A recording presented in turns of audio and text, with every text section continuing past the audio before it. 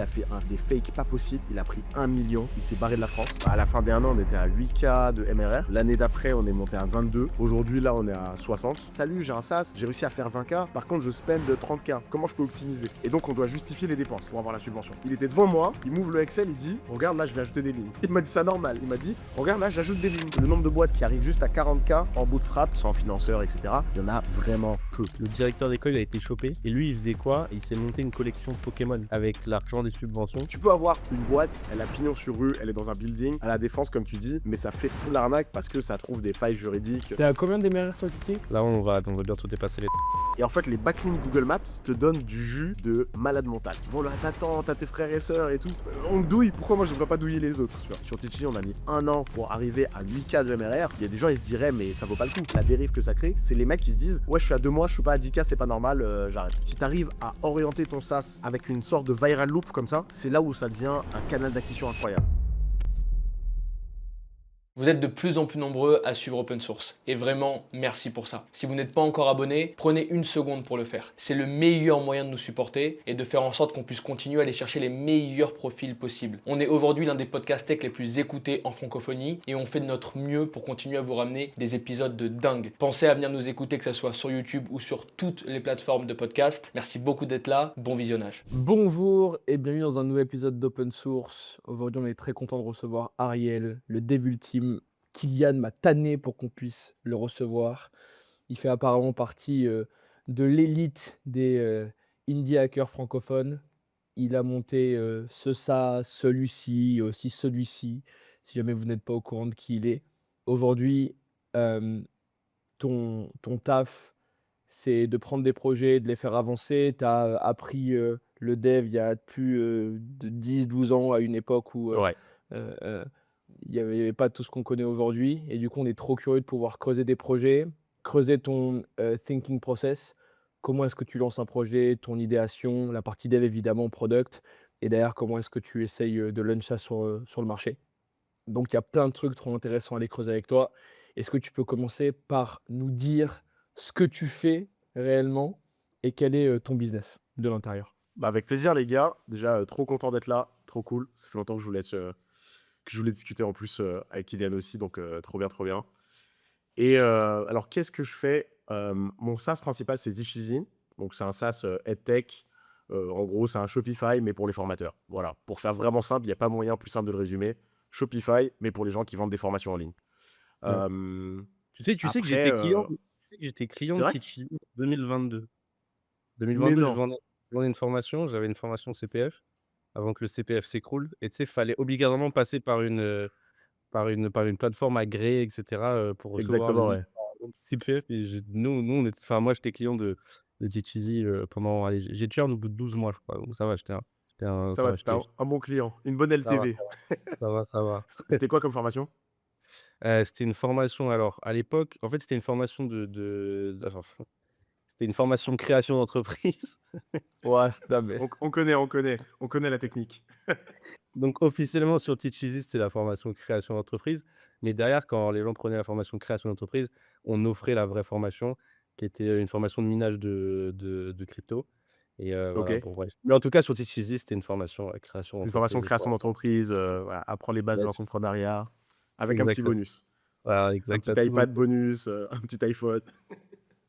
Mais du coup, ouais, en tout cas, bah, je fais ça. Ce projet-là, je l'ai depuis 5 ans. Tu vois, bah, toi, tu étais en 2022, j'ai dû le créer 2 ans avant. Donc, ouais, 2020. Je l'ai sorti fin 2020. Donc, ça fait 5-6 ans bientôt. Avant ça, j'étais dev freelance principalement. Et voilà, il y a plein de choses à dire. Globalement, depuis que je suis petit, j'ai toujours juste essayé de faire des trucs que je kiffe. Donc, au début, c'était le montage vidéo. Après, c'était le graphisme. J'ai même commencé par le dessin, en fait, à la base. Dessiner. Et après, le dev, c'est venu par total hasard. Vraiment, un jour, en regardant des mangas, je me suis dit comment on fait faire des animés. Je me suis dit comment on fait des sites de streaming animés. Puis, j'ai demandé à un gars. Le gars, il m'a dit, suis ce tuto. J'ai suivi le tuto et voilà. Chambé. Ben écoute, je suis chaud, du coup, tu as commencé à l'évoquer, qu'on puisse commencer avec Ichizi, qui est du coup l'une des grosses success stories. Comment ça devient, comment ça fonctionne, comment tu startes ça, les chiffres auxquels tu es actuellement. Dis-nous tout, on est curieux de savoir ce que tu peux disclose évidemment. Ouais, pas de souci, avec plaisir. Je partage beaucoup de trucs publiquement de toute façon dessus, donc il n'y a aucun problème. En gros, Teach Easy, ça a démarré pour une raison très simple. Et c'est marrant, du coup, Kylian, il avait ce problème-là. C'est que moi, à la base, je faisais une formation en présentiel. J'avais une salle et tout, et c'était une formation CPF. Enfin, il y avait une partie CPF, il y avait une partie financement avec d'autres choses, parce qu'on est en France et que les gens n'aiment pas payer, entre guillemets, sans vouloir critiquer toute la France, je vais me faire tomber dessus, mais en France, quand je lançais cette formation en présentiel avec une salle et tout, j'avais loué une salle, etc. C'était un bootcamp pour les gens qui voulaient faire de la reconversion en tant que développeur. En fait, typiquement, on allait à des salons et les gens, trois quarts du temps, il y avait trois questions qui revenaient. Est-ce que vous donnez un diplôme? Est-ce que vous donnez un travail? Est-ce que on peut ne pas payer? En fait, les gens, ils pensent que c'est la fête, tu vois. C'est, je veux que ce soit gratuit, je veux que tu me délivres un diplôme, alors que la formation, elle dure 6 mois, tu vois. Et je veux qu'en plus de ça, tu me donnes le travail. Donc, bref, les gens sont fous, mais C'est le c'est problème comme des ça, c'est la Français, ça. France. Problème des Ouais, Français. les Français, ils veulent Mais moins cher, plus vite et de meilleure qualité, frérot. On fait. exactement. Tu vois, on peut pas avoir les trois, mais eux, ils veulent les trois. Parfois, ils en veulent même quatre. Mais du coup, ce qui s'est passé, c'est qu'on s'est dit, bon, on est en France, on peut avoir des trucs finançables. On a creusé un peu comment faire ça. Puis on a vu qu'il n'y avait pas de plateforme pour gérer en fait la formation en ligne finançable. Parce que du coup, il y a eu le Covid. Covid frappe, nous, on ne peut plus faire la formation en présentiel. On est obligé de passer en ligne. Et les formations, enfin les plateformes de formation en ligne existantes, elles n'étaient pas adaptées à ça. Et c'est comme ça que l'idée est venue. Donc au lieu de faire un logiciel que pour nous, on l'a ouvert et on l'a sassifié, tu vois. Et ça a démarré comme ça. Je crois qu'on a mis 1 an à peu près à faire presque 100 000 euros de ARR. Enfin, même pas d'ARR, de CA au total. Ça a mis presque 1 an. À la fin des 1 an, on était à 8K de MRR, si je me souviens bien. L'année d'après, on est monté à 22. Et l'année d'après, 40, je crois, un truc comme ça. Aujourd'hui, là, on est à 60. En gros, c'est très saisonnier, c'est pas le bon terme, mais c'est très dépendant de à quel point les gens gardent l'information longtemps dans le temps. Tu vois, exemple basique, tu vois, Kylian, il l'a fait en 2022, il l'a gardé 1 an. En fait, ça crée forcément un churn qui fait que tu es obligé d'aller Mais chercher de nouveaux mais clients parce que aussi. moi j'étais un scam, donc je me suis fait éradiquer du marché. Mais Bah, toi c'était ça, mais il y en a d'autres où en fait, tu vois, c'est plutôt que, en fait, il y a beaucoup de wannabe entrepreneurs qui vont démarrer sur de la formation. Et du coup, forcément, ça churn vite parce que s'ils n'ont pas un business qui tourne bien, ça reste pas longtemps. Et à l'inverse, parfois, on a des clients qui restent archi longtemps. Notre cliente la plus vieille, elle a 5 ans. Enfin, elle a bientôt 6 ans, en fait. Elle est là depuis le premier mois. Depuis le deuxième mois, pour être précis. Elle est venue en décembre. Et ouais, ça fait depuis décembre 2020 qu'elle est là. Bientôt 6 ans. C'est incroyable. Une de nos meilleures clientes. Donc ça va. elle est On en a des gens qui sont annuel. sticky. Ouais, elle est en annuel, ouais. Et en plus, elle est en annuel sur le premier tarif de l'époque, vu qu'on n'augmente jamais les tarifs pour les anciens. Et donc, elle a le meilleur tarif C'est quoi le tarif, depuis le le premier début, quoi. tarif de Teach Easy? C'était 37 € et en annuel, c'était 370. Ok, ok, ok. Et maintenant Donc, c'est quoi? maintenant, c'est 490 pour le normal et 990 pour le pro, on va dire, l'expert. Annuel. Là, c'est tarif annuel. En annuel, ouais, en annuel. Ok, Après, on trop a du cool. mensuel aussi. Ok, Du trop coup, cool. ouais, voilà un peu comment ça a commencé. Donc, on était 2 devs. Donc, autant vous dire que ça partait mal. 2 Ah devs qui ouais, commencent à ça, c'est. vous commencez Ouais, on 2 était 2 devs? devs. On a commencé à 2 devs, 2 associés devs. Moi, je faisais un peu de market, on va dire, mais sans plus. C'est pas mon métier, quoi. Donc, il a fallu apprendre plein de choses sur le tas. D'ailleurs, Ça- en vrai, pour ceux qui nous écoutent, si un dev cherche un associé, tu lui conseilles pas de trouver un dev en associé, non? Non, clairement pas, non. Clairement pas. Euh, En fait, moi, j'ai 2 règles. Ma règle principale, c'est d'abord qu'il faut trouver des gens qui sont complémentaires à ce que tu fais, tu vois. Et donc, effectivement, si tu es dev, tu trouves un market ou éventuellement un gars qui a un peu ce truc COO, tu vois, qui arrive à être bon en opérationnel sur des trucs qui sont pas tech. Même si c'est pas un market, ça fera toujours avancer la boîte, tu vois. Mais l'autre règle, c'est que faut aussi trouver quelqu'un avec qui tu penses que ça peut durer longtemps. Et moi, mon associé, c'était ça. C'est un gars qui est tout ce qu'il faut sur les choses où moi, je suis pas bon. Moi, je suis un bon créateur, je suis un bon lanceur. Mais après, quand il s'agit de manager au quotidien, ça me saoule. C'est-à-dire que Teach Easy, 100% que j'aurais pas continué tel que ça en est là si je n'étais pas avec mon associé. Parce qu'en fait, ça m'aurait vite lassé et je serais passé à autre chose. Moi, ok. je me lasse vite. Que ça fasse de l'argent, que ça fasse pas d'argent, je me lasse vite en fait. Alors que le fait Ouais. d'avoir quelqu'un avec qui je sais que je peux durer longtemps et qu'en plus je dois être accountable, ça me force à rester dans le projet, etc. Donc c'est cool. Enfin, ça me force positivement. Je le fais pas à contre-cœur, mais du coup, ça me permet de rester dans le projet plus longtemps encore.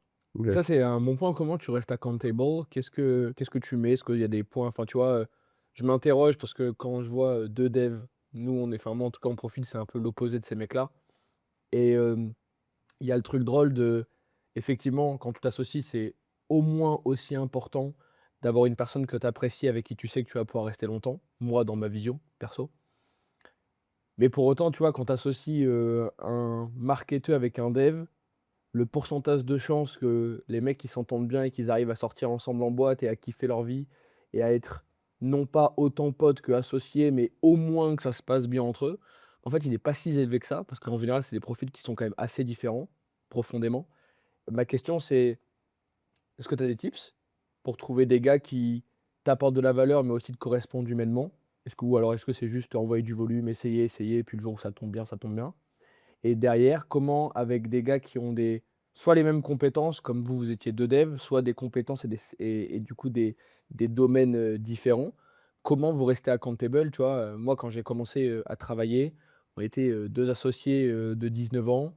On voulait juste, tout arracher, donc il y avait pas de question de: «Ah, tu fais ça, voici ton scope, voici tes deadlines». C'était juste, on met tout ce qu'on a sur la table et puis on prie le bon Dieu pour que ça fonctionne, tu vois? Et nous, bon, par chance, ça a un peu fonctionné. Mais, comment est-ce que, de manière plus mature, quand tu trouves un profil qui selon toi te correspond, ou pas d'ailleurs, comment toi tu as fait pour du coup rester accountable et tu vois, garder ce système de: on a nos deadlines, nos scopes et on travaille ensemble pour que le projet avance sans se marcher dessus et sans, faire des erreurs, de base, quoi. Je pense que clairement, il y a un côté, tu vois, où là, on va mettre de côté le côté aller en boîte et tout, tu vois, même si c'est important. En gros, il y a un truc où faut que ce soit complémentaire, dans le sens où, par exemple, nous, on était deux devs, mais on s'est pas dit, bah, on va faire que du dev tous les deux et c'est tout. Déjà, pour moi, une chose à faire comprendre à l'associé en face ou aux associés en face, c'est de comprendre qu'au tout début, il n'y a pas de toi tu fais que ça, toi tu fais que ça, toi tu fais que ça. Sauf si en fait vous avez un budget, vous avez une bonne équipe, vous êtes cadré. Ok, là tu peux mettre du scope à tout le monde. Mais en fait, au tout début, surtout si vous êtes que deux, faut dire bah en fait les gars ou si c'est une fille, la personne, faut qu'on arrache tout. Et en fait, faut qu'on arrive à faire ce que l'autre n'arrive pas à faire sur le moment T. Tu vois, il n'y a pas de toi c'est ton rôle de faire que ça et moi je ferai jamais rien d'autre. Moi en tout cas, ma philosophie c'est ça, c'est de me dire on était tous les deux devs. Lui il était meilleur en back-end et moi je sais faire les deux. Mais j'étais pas dans un mood de ah bah non, tu fais le back-end, moi je touche pas au back-end et je ferai que du front, tu vois. C'est on y va dans les deux sens. Fallait faire un peu d'architecture, bah j'en ai fait. Fallait faire du market, bah je l'ai fait parce que il fallait bien que quelqu'un fasse du marketing, tu vois. Sinon ça fait pas d'argent. Et pour moi, c'est faut juste qu'on aille tous les deux essayer d'arracher un maximum de choses. Et lui, là où il a énormément step up, justement mon associé, c'est que bah, au tout début, c'était pas forcément un gars de l'entrepreneuriat, etc. C'est un gars que j'ai rencontré dans la seule fois de ma vie où j'étais salarié. J'étais salarié qu'une seule fois de ma vie, en dehors de l'alternance. Et c'est là que je l'ai rencontré. C'était un CTO et c'est lui qui m'avait embauché. Et c'était pas du tout le profil entrepreneur. Lui, c'était vraiment le profil. Je fais ma petite, comment dire, ma petite carrière salariée. J'évolue justement au moment où je l'ai rencontré. Bah, il est arrivé au pic, si on peut dire, c'est-à-dire CTO. Et après s'être lancé en tant que CTO, il s'est lancé en tant que freelance. Et puis après, bah, il a vu cette opportunité avec moi et il s'est dit, ok, on tente, tu vois. Et donc, il a appris plein de trucs sur le tas. Et pour moi, c'est comme ça que je vois les choses. C'est qu'il faut apprendre sur le tas, il faut accepter que parfois, ton associé ne peut pas faire X, donc tu dois faire Y et avancer ensemble, tu vois. Maintenant, ce que tu as dit, tu vois, sur le fait que vous n'allez pas devenir les meilleurs potes, mais il faut qu'il y ait une bonne entente, c'est archi vrai. Pour moi, avec mon associé qui est un peu plus vieux, bon, il va pas aimer que je dise ça parce qu'il se considère encore jeune, mais c'est que bah, on n'est pas parti en boîte ou ce genre de choses parce que c'est un père de famille, il a des gosses, etc. Même à l'époque, on avait commencé, il avait déjà 2 enfants. Mais par contre, tu vois, on fait des bons restos, on se fait des calls, on parle de différentes choses et on est tous les deux passionnés par le projet. Et je pense que ça, c'est important, d'être vraiment passionné par le projet que vous faites pour pouvoir en parler proprement, se taper des barres, etc. Quoi, tu vois. Et donc voilà, pour moi, c'est ça le plus important. C'est être complémentaire et trouver ce qui va vous rapprocher le plus possible, même si c'est pas un truc de la vie totalement perso. Tu vois. Nous, dans la vie perso en tant que tel, il n'y a pas énormément de choses qui nous rapprochent à part le fait qu'on aime le dev tous les deux et qu'on aime entreprendre et voilà, tu vois. Mais sinon, on parle pas de manga ensemble. Moi, je regarde des mangas, lui, il ne regarde pas. Enfin, on a une vie qui est très, très différente. Lui, c'est un gars qui aime être dans sa maison avec son jardin, ses gosses. Moi, je suis un gars qui aime être dans un avion pour aller à Séoul à la dernière minute. Donc, tu vois, c'est vraiment des styles de vie différents. Et j'étais déjà comme ça à l'époque où on a commencé. Donc, il faut vraiment juste être accountable. D'ailleurs, pour la petite anecdote, moi, je suis un gars qui se réveille tard. Donc là, par exemple, pour le podcast, je me suis réveillé pas si longtemps avant qu'on commence, alors Moi, qu'il je est me suis déjà 16 réveillé heures à chez 30 moi. minutes, hein. Ben voilà, tu vois. Donc moi, Ouais, mais mais toi, t'es en attends, France. Enfin, toi, t'es où, ouais, toi? T'es en France? Je suis en Estonie en ce moment. frérot, il est en Estonie? Thaïlande, le cause. Ouais. Ouais, Ah moi, je suis oui, en toi, Thaïlande. Ça veut dire que moi, je me suis réveillé à 15h. Tu vois? Et du coup, bah, à l'époque, en France, quand j'étais en France et qu'on a commencé le projet, bah, c'était un peu la même chose. Je me levais tard. Et lui, pour que le projet il avance, il venait tous les jours chez moi à 9h. Et en fait, il venait me réveiller. Tu vois? En fait, il venait chez moi à 9h à l'interphone, exprès pour me réveiller. Et comme ça, on se réveille et on bosse. Tu vois? Et ça, je sais que en fait, ça nous arrangeait tous les deux dans le sens où s'il faisait pas ça, de toute façon, je ne me serais pas réveillé. Parce que je préfère me réveiller l'après-midi. Mais lui, ça lui donnait aussi une routine. Parce que c'est un gars procédurier. Et donc, tu vois, c'était un peu. The middle ground, je sais plus comment on dit ça en français, mais tu vois, on se retrouvait tous les deux au centre en se disant, bon, moi, Le j'aime pas me juste lever milieu. tôt. Voilà, le juste milieu. J'aime pas me lever tôt, mais si tu viens me lever, ça ira. Et lui, c'est, j'ai besoin d'une routine, j'ai besoin d'un, tu vois, je peux pas être juste chez moi en train de bosser. Lui, c'est pas un gars qui arrive à rester chez lui à bosser, tu vois. Alors que moi, je peux être chez moi en caleçon et bosser pendant 3 mois sans sortir. Lui, c'est pas possible ça. Lui, il a besoin de sortir et aller dans un bureau ou aller quelque part, tu vois. Ça, ouais. Tu sais C'est que j'ai jamais intéressant, ça. compris les gens comme ça, mais Ouais, moi non plus. moi, je stresse devant moi, je peux pas rester dans un bureau trop longtemps. Tu sais que moi, quand je peux pas travailler dans un bureau avec du monde autour. Il y a trop de mouvements autour de moi, ça me stresse, ça m'angoisse, tu vois? Quand je suis dans un bureau, un cowork ou un truc, les gens travaillent autour de moi, je ne peux pas travailler, je suis incapable, tu vois? Je suis toujours obligé de travailler seul et je travaille 90 dans mon lit, tu vois? Donc ouais, ouais, non, c'est super, c'est non, mais ouais, OK, continue. Ok, chambé. Chaud du coup qu'on puisse avoir le petit playbook de Teach Easy. Comment ça s'est passé? Quels sont les. Nous, avec qui on est des gros fans de petits hacks. T'as l'air d'être un mec bien malin, donc à mon avis, tu as réussi à trouver des petits trucs sympas, que ça soit tous les sujets. Ça peut être sur la partie pricing, la partie onboarding, la partie churn, la partie market global et growth. Quelles sont les décisions que tu as réussi à prendre et qui ont fait vraiment fonctionner le projet plus que prévu, où tu as vu vraiment des sauts de MRR, ou en tout cas des sauts de satisfaction, et que tu as vu la boîte, que la boîte a avancé grâce à ça. On est tout le temps à la recherche de ces petites pépites. Donc si tu en as quelques-unes sur ce SaaS spécifique, on est trop intéressé. Avec plaisir. En gros, pour moi, il y a un truc essentiel qui a fait une grosse diff. Je pense qu'on ne voit pas. C'est que les gens, quand ils entendent SEO, tu vois, moi, je voulais faire des choses en market qui soient, entre guillemets, plus simples pour moi en tant que dev. Et donc, les choses les plus simples, c'était tout ce que je peux dev ou automatiser. Donc, il y avait notamment le SEO et le SEO programmatique. Il y avait créer un programme d'affiliation, tu vois. C'est globalement, d'ailleurs, ces deux-là, en fait. Après, il y avait les ads et tout, mais les ads, moi, je suis un mec anti-ads dans la phase de début de la découverte de l'ICP, parce que je trouve que, à moins que tu aies du budget, aller cramer de l'argent, faire des ads quand tu connais pas bien ton ICP, c'est juste cramer de l'argent pour rien. Enfin, sur les business SaaS de ce type-là, tu vois. Sur un business SaaS B2C, déjà, ça se justifie un peu plus de faire des ads, parce que le B2C, c'est de l'émotion. Les gens, ils achètent, tu vois, ils achètent un abonnement d'une app comme ils achèteraient du pain à la boulangerie. Donc, c'est un peu différent. Mais sur du B2B, pour moi, aller faire du ads direct dès le début, alors que tu connais pas ton ICP correctement, en tout cas, ça sert à rien. Et ça, c'est ma philosophie, donc je l'ai pas fait. Donc, je me suis concentré sur des trucs organiques, SEO, etc. Et sur le SEO, pour moi, il y a un truc qui a fait la diff que les gens voient pas. C'est que quand ils entendent SEO, ils entendent, bah, faut faire des pages sur ton site à toi et optimiser, etc. Alors qu'en fait, pour moi, le référencement au sens large, donc le SEO, c'est l'optimisation bah, pour les moteurs, mais le référencement au sens large, c'est le fait d'aller se référencer chez des gens.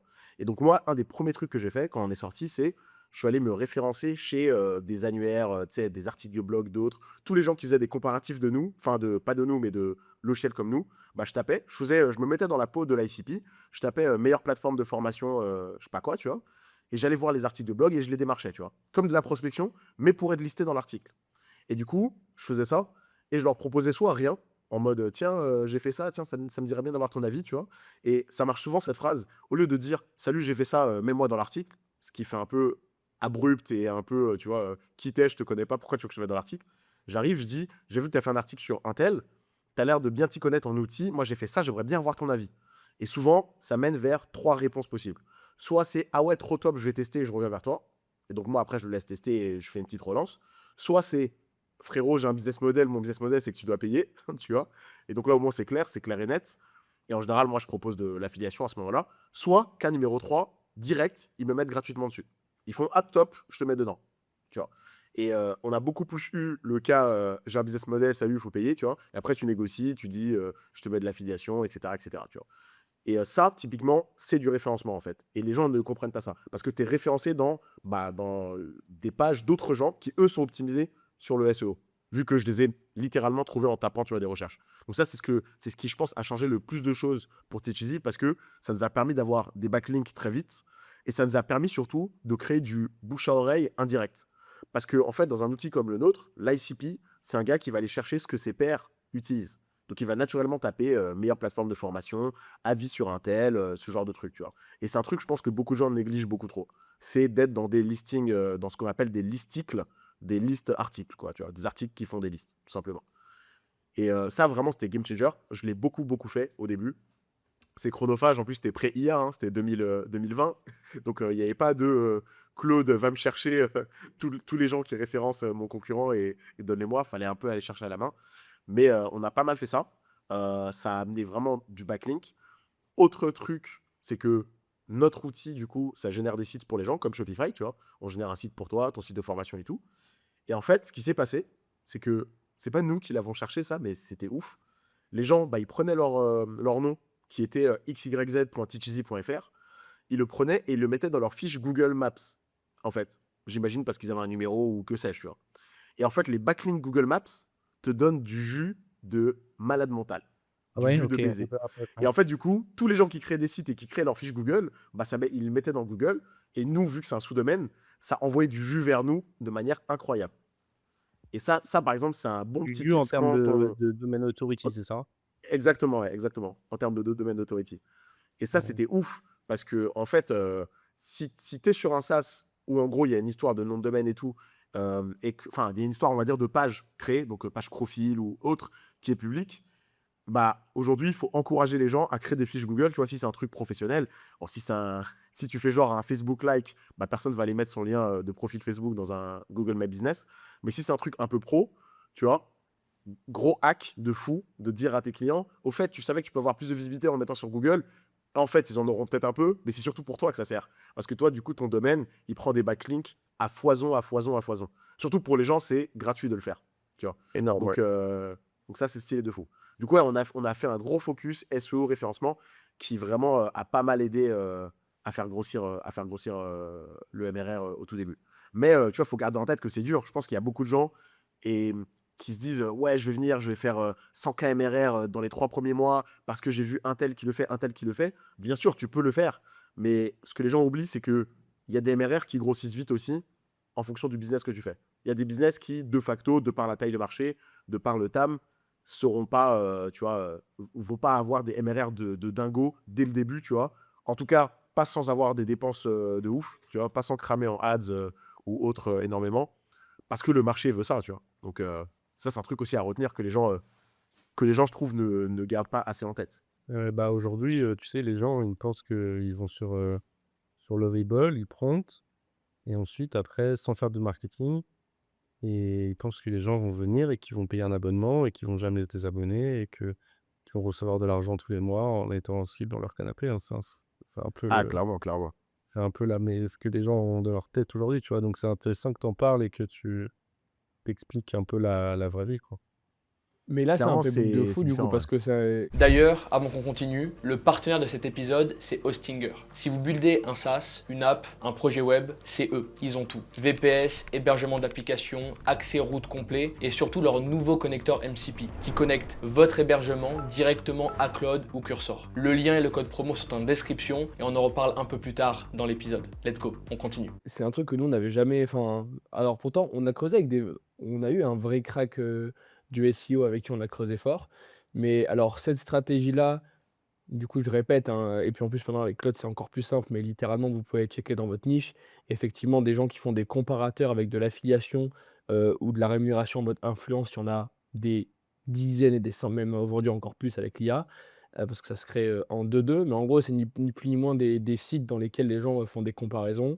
Et sur un comparatif, par exemple, top 3, il y a 3 liens de redirection. Et sur ces liens de redirection, ils prennent une commission ou alors les gens payent directement pour être placés et mis en avant et avoir de la visibilité. Et du coup, toi, ton deal, c'est de contacter ces pages-là ou ces gars qui own les blogs en question et leur dire, et du coup, très intéressant cette formulation de message, de dire, mec, écoute, cool ce que tu fais, j'ai vu que tu as fait un article là-dessus.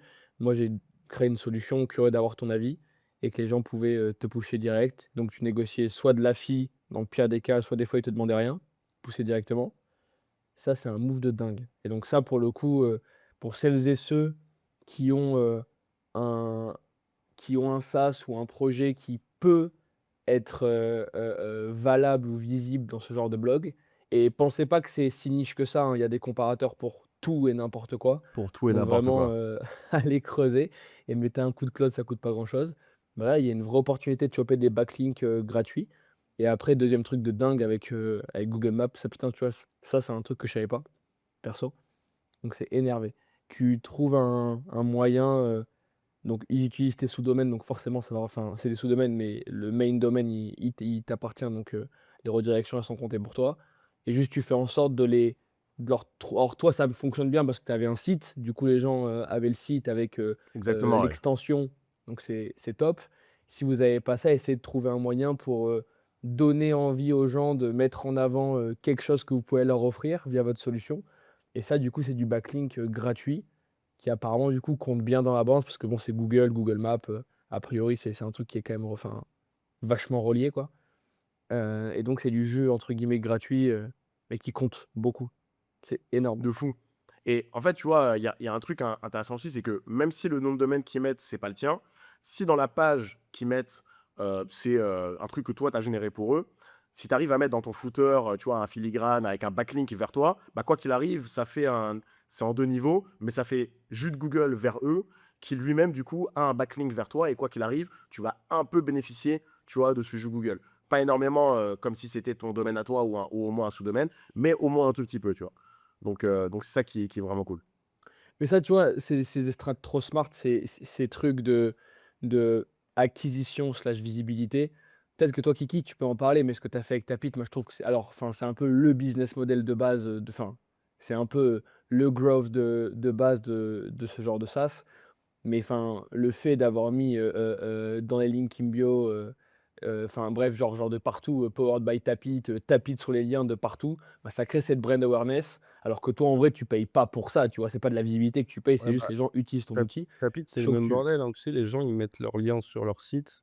Donc en fait, les gens, ils viennent sur Tapit, ils créent un lien et tu vois, là, j'ai regardé, genre, on a sur les chez qui le domaine Tapit, on a 2,3 millions de backlinks sur Tapit. Ouais, c'est ouf, Totalement grat c'est ouf. tota totalement gratuitement, tu vois? Heu et heu et on a, presque 80 de score domaine. Donc nous, on n'a rien fait en SEO pour l'instant, rien. Mais quand on va commencer le SEO, bah, on va commencer le SEO avec la quasiment une même autorité que des boîtes, totalement énormes, tu vois?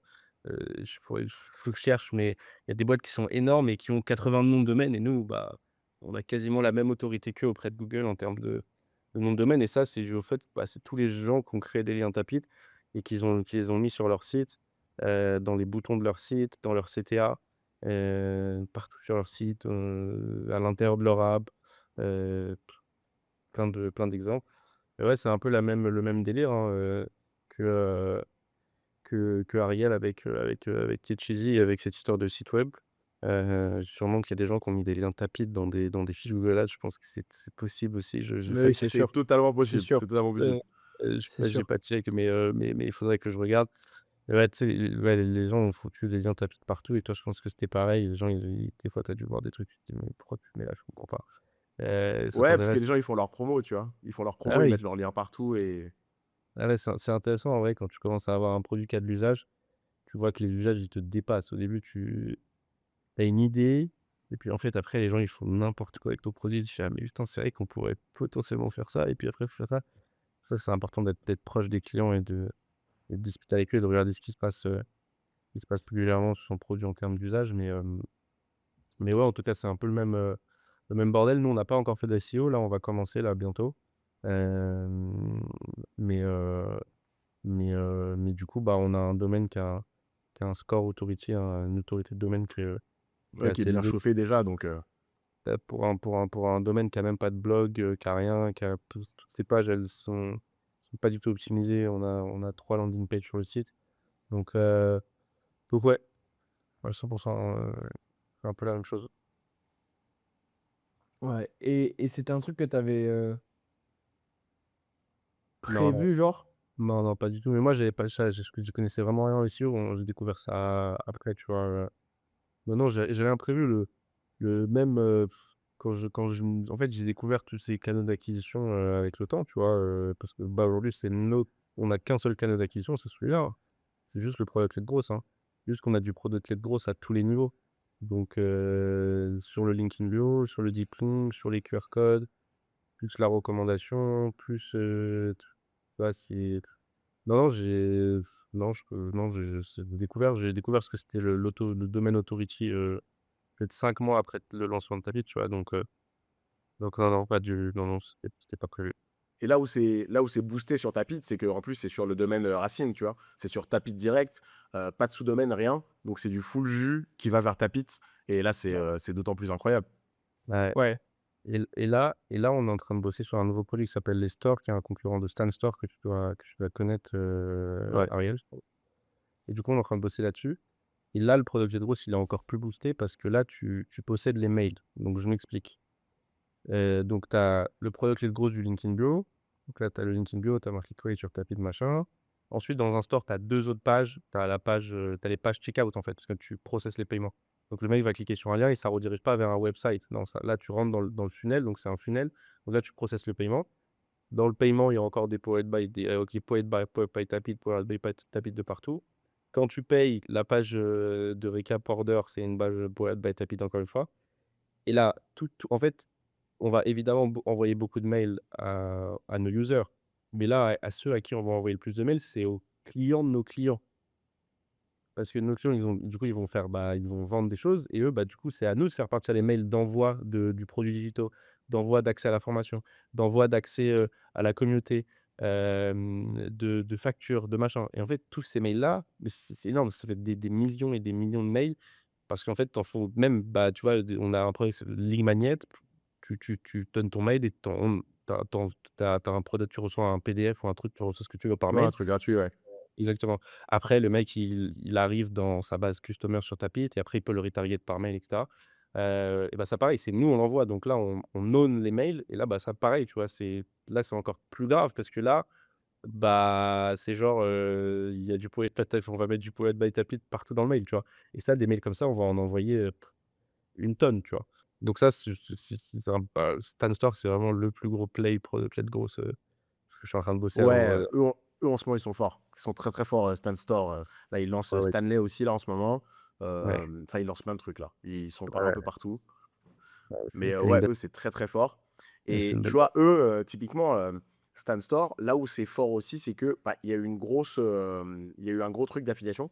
Ils ont énormément joué sur l'affiliation, tu vois, Ouais, bah, parce non, que mais c'est un carrément, produit qui est. Ouais, dis-moi, dis-moi.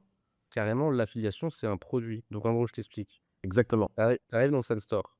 En gros, le store, c'est un product, bref, c'est un très gros produit en termes de dev et on dirait pas comme ça, hein, mais c'est un énorme morceau, hein. Et en gros, tu choisis le produit que tu veux vendre. Donc, tu as plein de produits que tu veux vendre. Donc, tu peux vendre un produit digital, tu peux vendre de l'accès à des communautés payantes, WhatsApp, Telegram, et Discord. Tu peux vendre, des calls, Des services, ouais, heu, des calls. des calls. Tu peux vendre une dizaine de produits et dans ces produits, tu as, nous, on va faire du coup Tapit Affiliate Link. En fait, c'est un produit. Tu peux juste en un clic, tu cliques et ton truc s'ajoute à ton truc et c'est un produit. Tu vends tu captes pas? Et du coup, bah, en fait, ce truc, il est ajouté par défaut et tout le monde sur tout et ces links font des millions quand je vois les clics déjà qu'on fait sur Tapit, ça fait des milliards de clics à l'année, tu vois? Et c'est des milliards de clics dans lesquels tu as un produit qui est fait pour vendre ton produit. Exactement. C'est là où il a été archi fort, je trouve. Il a vraiment beaucoup, beaucoup joué sur ce truc. Et là aussi moi, je suis beaucoup sur TikTok. Moi, j'ai surtout commencé la création de contenu sur TikTok il y a genre 2 ans. J'ai commencé à peu près, je crois, 2023. Ah bah non, il y a 3 ans bientôt, en fait. Il y a 3 ans, pardon. Et en fait, au tout début, j'ai vu l'évolution de Stan Store parce que du coup, dans les TikTok que je suis, bah, il va y avoir des TikTok tech. Il y a aussi beaucoup de TikTok entrepreneuriat que je regarde. Et c'est fou à quel point il a réussi à créer des mignons, je sais pas comment on dit ça, des sbires, tu vois, qui vont sur TikTok, qui font à fond des vidéos, qui parlent de produits digitaux et qui Oui, mais c'est ça. justement, dont leur premier business, c'est de vendre Stan Store comme premier produit digital, entre guillemets, même si c'est de l'affiliation, mais pour eux, c'est pareil. Exactement. Et en fait, ils sont allés à fond dessus, tu vois. Et ils ont fait un peu, il a fait un peu beaucoup aussi cette stratégie des lives que font les business de MRR. Je sais pas si tu vois ce que c'est. En gros, pas Des MRR dans les acronymes SaaS, mais le truc de, je sais plus comment, je sais plus c'est quoi l'acronyme exact. Oui, c'est du MR. Reseller. Ouais, c'est Je l'ai plus, mais c'est MR, je l'ai plus. Je l'ai plus, c'est mais genre la reseller rights, je crois. Le RR, c'est ouais, reseller rights, et le ouais, M, je sais plus ce que c'est. C'est droit de mo revente, en gros. C'est les trucs de ouais, droit de c'est ça. revente. Ouais, c'est ça, ouais, et Et ça a explosé ça. ça a explosé ça. Bah, Ouais. quasiment un peu avant Stan sort et après ça a explosé les deux ensemble. En fait, Mmh. les gens ils font des tas de lives. Ils disent regardez, j'ai cette formation. C'est la formation. Il y en a plusieurs. Il y a la DCA, il y a des noms. Enfin, il y a des acronymes dans tous les sens, tu Attends, vois. attends, je crédite quand même l'inventrice de ce concept. Elle s'appelle Rachel Medero et son truc, c'est la 2WA, et cette C'est la meuf a fait DWA, c'est ça?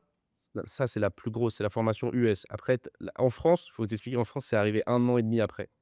Donc Ouais, ça arrivait au plus tard en France, ouais. voilà, mais c'est la meuf qui a inventé ce concept d'acheter une formation, et quand tu as la formation, en fait, tu achètes la formation, mais la formation, bon, c'est un peu bullshit, mais du coup, c'est pas trop important parce qu'en fait, ce que tu achètes surtout, c'est le pouvoir de revendre cette formation et d'encaisser 100 des bénéfices.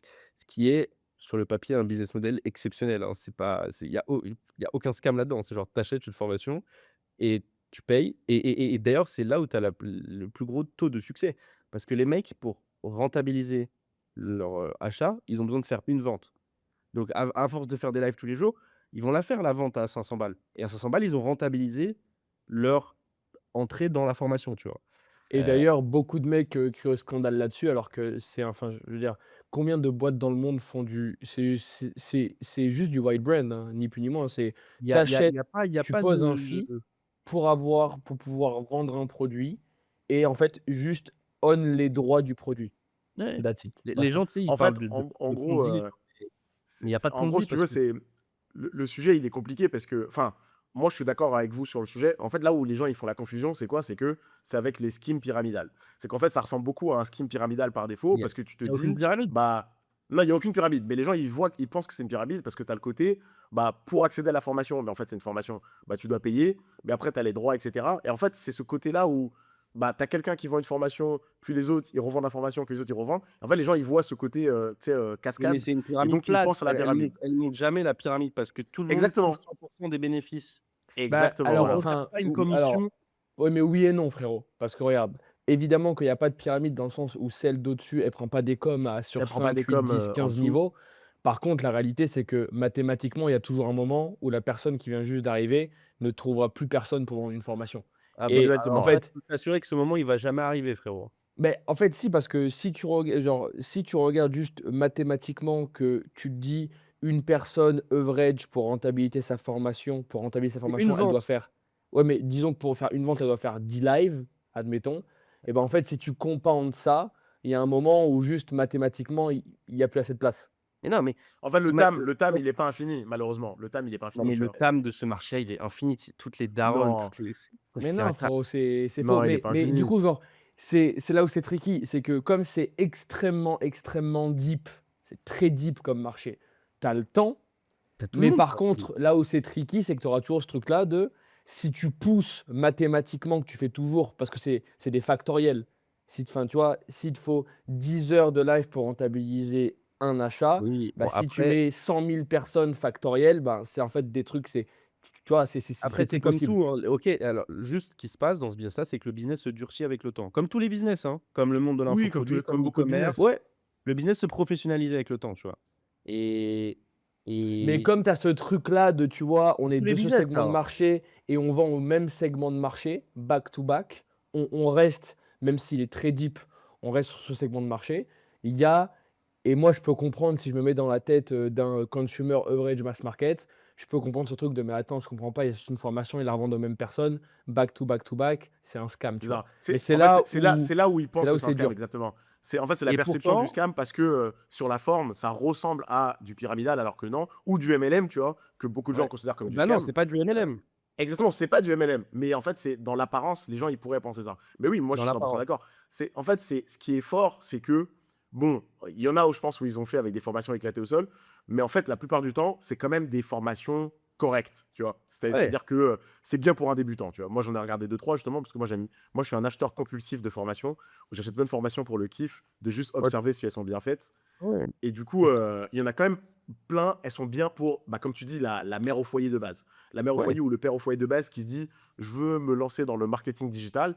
C'est une petite formation, elle pose les bases, tu vois. Elle va lui poser des termes que lui, il connaîtra jamais.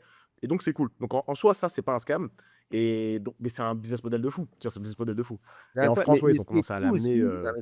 ce qui est fou aussi, c'est que tous les mecs qui achètent la formation d'Udemy, tous les mecs qui achètent la formation de toutes ces formations-là, le taux de succès, il est très, très faible.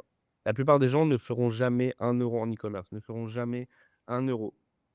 Et là, le PNJ originel, vraiment le mec le plus débile du monde, il achète ça, il peut réussir à faire de l'argent.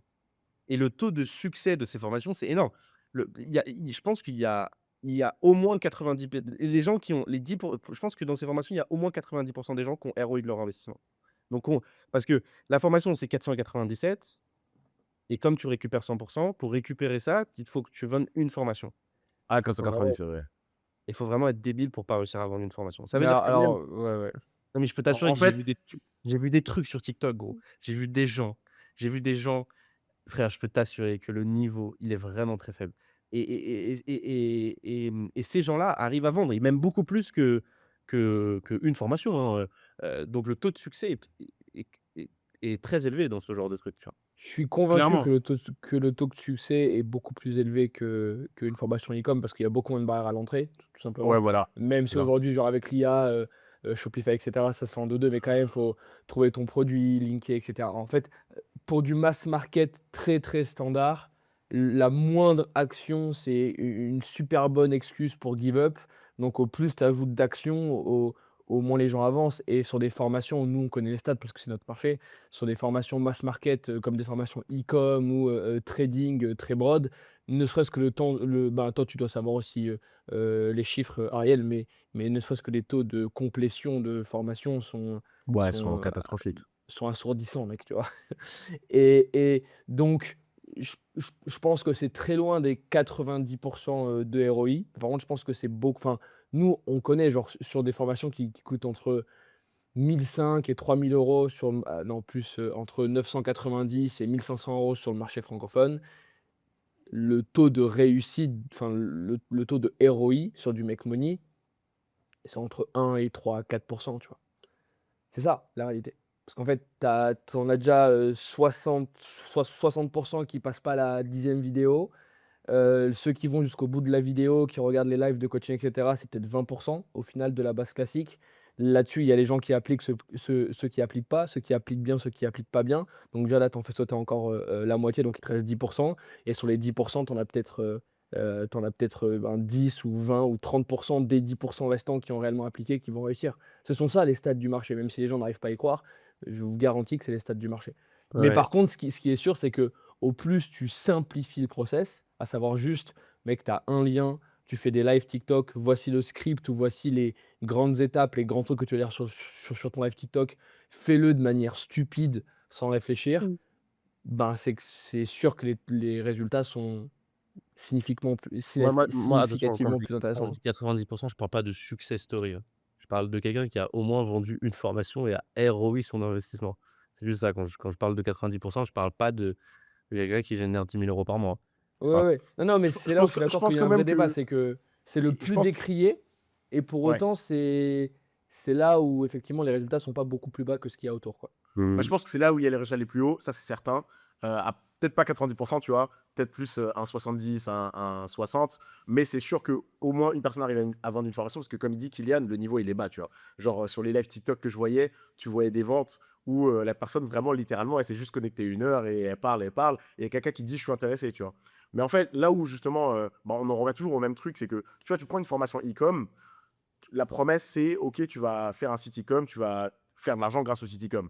Alors qu'en fait, dans le truc de la DCA ou le truc originel, en fait, à la base, quand on te le vend, si on te l'a vendu comme bah tiens, tu vas prendre les bases du marketing et tu vas faire de l'argent avec ça, sauf qu'en fait, tu as fait de l'argent en vendant la formation, bah c'est là où les gens ils se disent bah c'est un scam et c'est pyramidal parce qu'ils se disent en fait, l'argent, on ne le fait pas avec ce qu'on apprend dans la formation, on le fait en revendant la formation. Et Bah, c'est si, là parce que souvent où les gens, dans la ils formation, voient, ça dans la j'ai formation, pas ça entendu. t'apprend dans la formation, ça t'apprend les techniques que tu utilises pour vendre la formation, donc Exactement. Mais en fait, parce que toi, tu le vois d'un point de vue très tu sais, macro, et moi, je suis d'accord avec ce point de vue. Mais les gens qui pensent que c'est un scam, c'est parce qu'ils regardent d'un point de vue micro. D'un point de vue micro, ils se disent juste, ouais, mais la formation, elle dit, je vais t'apprendre à faire du market et à, je sais pas, à trouver un job ou vendre un business. Sauf qu'en fait, ton business est devenu revendre la formation à d'autres qui, mécaniquement, au bout d'un moment, il y a quelqu'un en bas qui n'arrivera pas à la revendre à quelqu'un d'autre parce que le marché sera saturé ou que le produit sera plus à la mode, tu vois. Mais dans les ouais. faits, moi, je trouve que ça reste un des meilleurs trucs qui est sorti, etc. La formation, elle est basique, elle est très bien, tant que c'est vendu à des débutants, tu vois. Pour moi, Ouais. là où ça devient abusé, c'est quand des gens, ils essaient de te dire la formation, elle te rendra multimillionnaire, etc., machin. C'est plus Ouais, là où bon, ça là, commence à créer c'est des n'importe quoi, dérives, ça. tu vois. Moi, j'ai C'est Ouais, plus, mais là, ça, c'est des parce qu'en fait, dérives, tu le vois. problème, c'est que j'ai Kiki, vu genre, personne faire ça, hein. quand. Ouais, mais couilles, frérot. En fait, le problème, c'est que quand tu t'adresses à du low mass market et que tu n'arrives pas, genre, à contrôler ce qu'ils vont faire, évidemment que par définition, tu auras des dérives. Tu auras drastiquement des dérives, en fait. Parce que tu auras toujours ce mec-là qui va faire une vente, qui va commencer à être greedy. Ah ben, je vois que si je mets un zéro de plus sur le Le skin. titre du live, ben, il y a 20 personnes en plus. Puis je fous un zéro de plus. Et Et comme c'est des d'ailleurs, gens qui ont très peu de QI, frérot, et ben, c'est des mecs qui vont envoyer 25 zéros sur une ligne parce qu'ils se disent à chaque fois que je fais. Non, mais tu vois ce que je veux dire? Alors, j'extrapole un peu, mais c'est le très gros problème de quand tu donnes ce genre de possibilités et d'actions à des gens qui malheureusement n'ont pas le niveau d'éducation ou de compréhension du marché et qui mmh, du coup font n'importe quoi. Et d'ailleurs, mec, c'est exactement ce qui se passe dans la plupart des MLM alors, il y a évidemment les MLM où ça rug pull complètement en haut et où c'est carnage by intent, mais il y en a aussi beaucoup qui doivent qui doivent fermer ou qui doivent stopper ou qui doivent changer les choses à cause du bordel qui se passe en bas. Parce que quand tu es là à dire: «Vas-y mec, le meilleur moyen de faire rentrer des gens, c'est ta liste de prénoms» ou je sais pas quoi, liste de noms et aller reach out, Tati Martine et les 25 personnes dans ta famille, et ben, c'est là où ça crée des carnages, tu vois? Parce que c'est toujours, ça push, nin nin, ça crée des dépressions, des gens qui arrêtent, qui vont essayer de référencer, leur frère ou leur sœur qui a perdu de l'argent.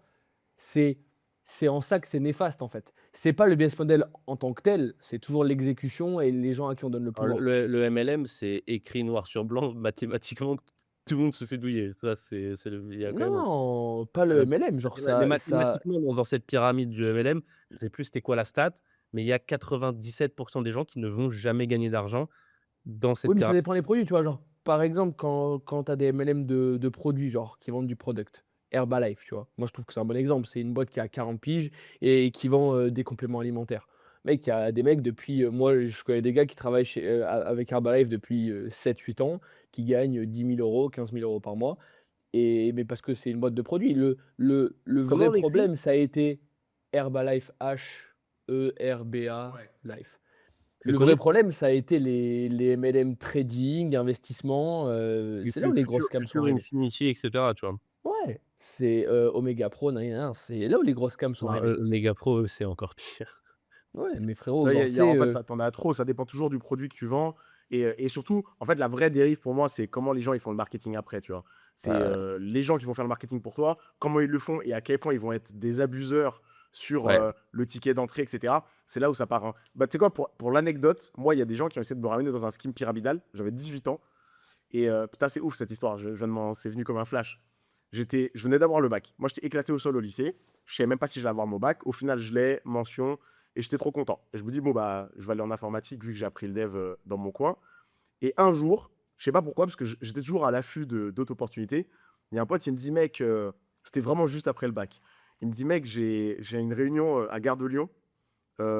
Viens, il y a un mec qui veut nous expliquer un business, tu vois. Moi, j'y vais. Je vais au truc, on est tous les trois. Le mec qui nous emmène dans un bureau à Gare de Lyon. Déjà, je comprends même pas comment il y a un bureau dans une gare. C'est une sorte de bureau de coworking. Il y a un Il nous bureau à parle Gare dans de le bureau et tout. Ouais, il y avait genre un bureau, genre littéralement, vraiment, il y avait une vitre et tout. C'était un bureau. Je dis, je sais même pas où je suis. Je me dis, je comprends pas. Dans la gare, tu vois. Et là, le mec qui commence à nous parler, il nous dit, c'était un jeune et tout, comme nous. Il avait peut-être, moi j'avais 18 ans ou à 18 ans, il avait peut-être lui 2 ans de plus, tu vois, il avait peut-être 20 ans. Et il nous dit, ouais, je bosse pour une boîte qui s'appelle ACN. Tu vois, c'était ça là-bas. Je sais pas si ça vous parle, cette boîte. ACN. truc de Et voyage, non? C'est ça? Non, je dis un non, truc. c'était pas un truc de voyage, c'était un truc d'électronique. Enfin, peut-être qu'ils font des voyages OK, maintenant, tu vois. Mais à l'époque, OK, je sais OK. pas. À l'époque, c'était électronique. Et en gros, il nous dit, oui, je bosse pour une boîte qui s'appelle ACN. Alors, il nous parle gentiment, il dit alors vous allez pouvoir revendre des trucs. Donc là, il nous montre des forfaits téléphoniques de marques que tu n'as jamais entendu parler de ta vie, tu vois. Il nous montre des trucs, c'est ni Free, c'est pas Énergie Mobile, je sais pas quoi, c'est pas Virgin Mobile. C'est des Attends, marques attends, et je dis, mais attends, qui. attends. Vas-y, dis-moi, dis-moi. Est-ce que c'est les magasins là? Il y en a qui a poussé ce concept en créant des shops. Je sais plus. Ça vous dit rien ça? C'est pas Ça ça? me dit Non. rien, non. Je sais Ok, pas si c'est c'est des ça. shops. Mais lui, c'était dans une petite salle. Franchement, j'ai jamais Mais lui, revu après, carrément, il pour a te créé dire. des magasins physiques en France, hein. Lui, il a fait C'est ce que c'est tu viens de dire, mais possible. avec des Parce que magasins ACN, physiques. c'est gros. Ok, ACN, c'est très gros. Donc, c'est possible. ok.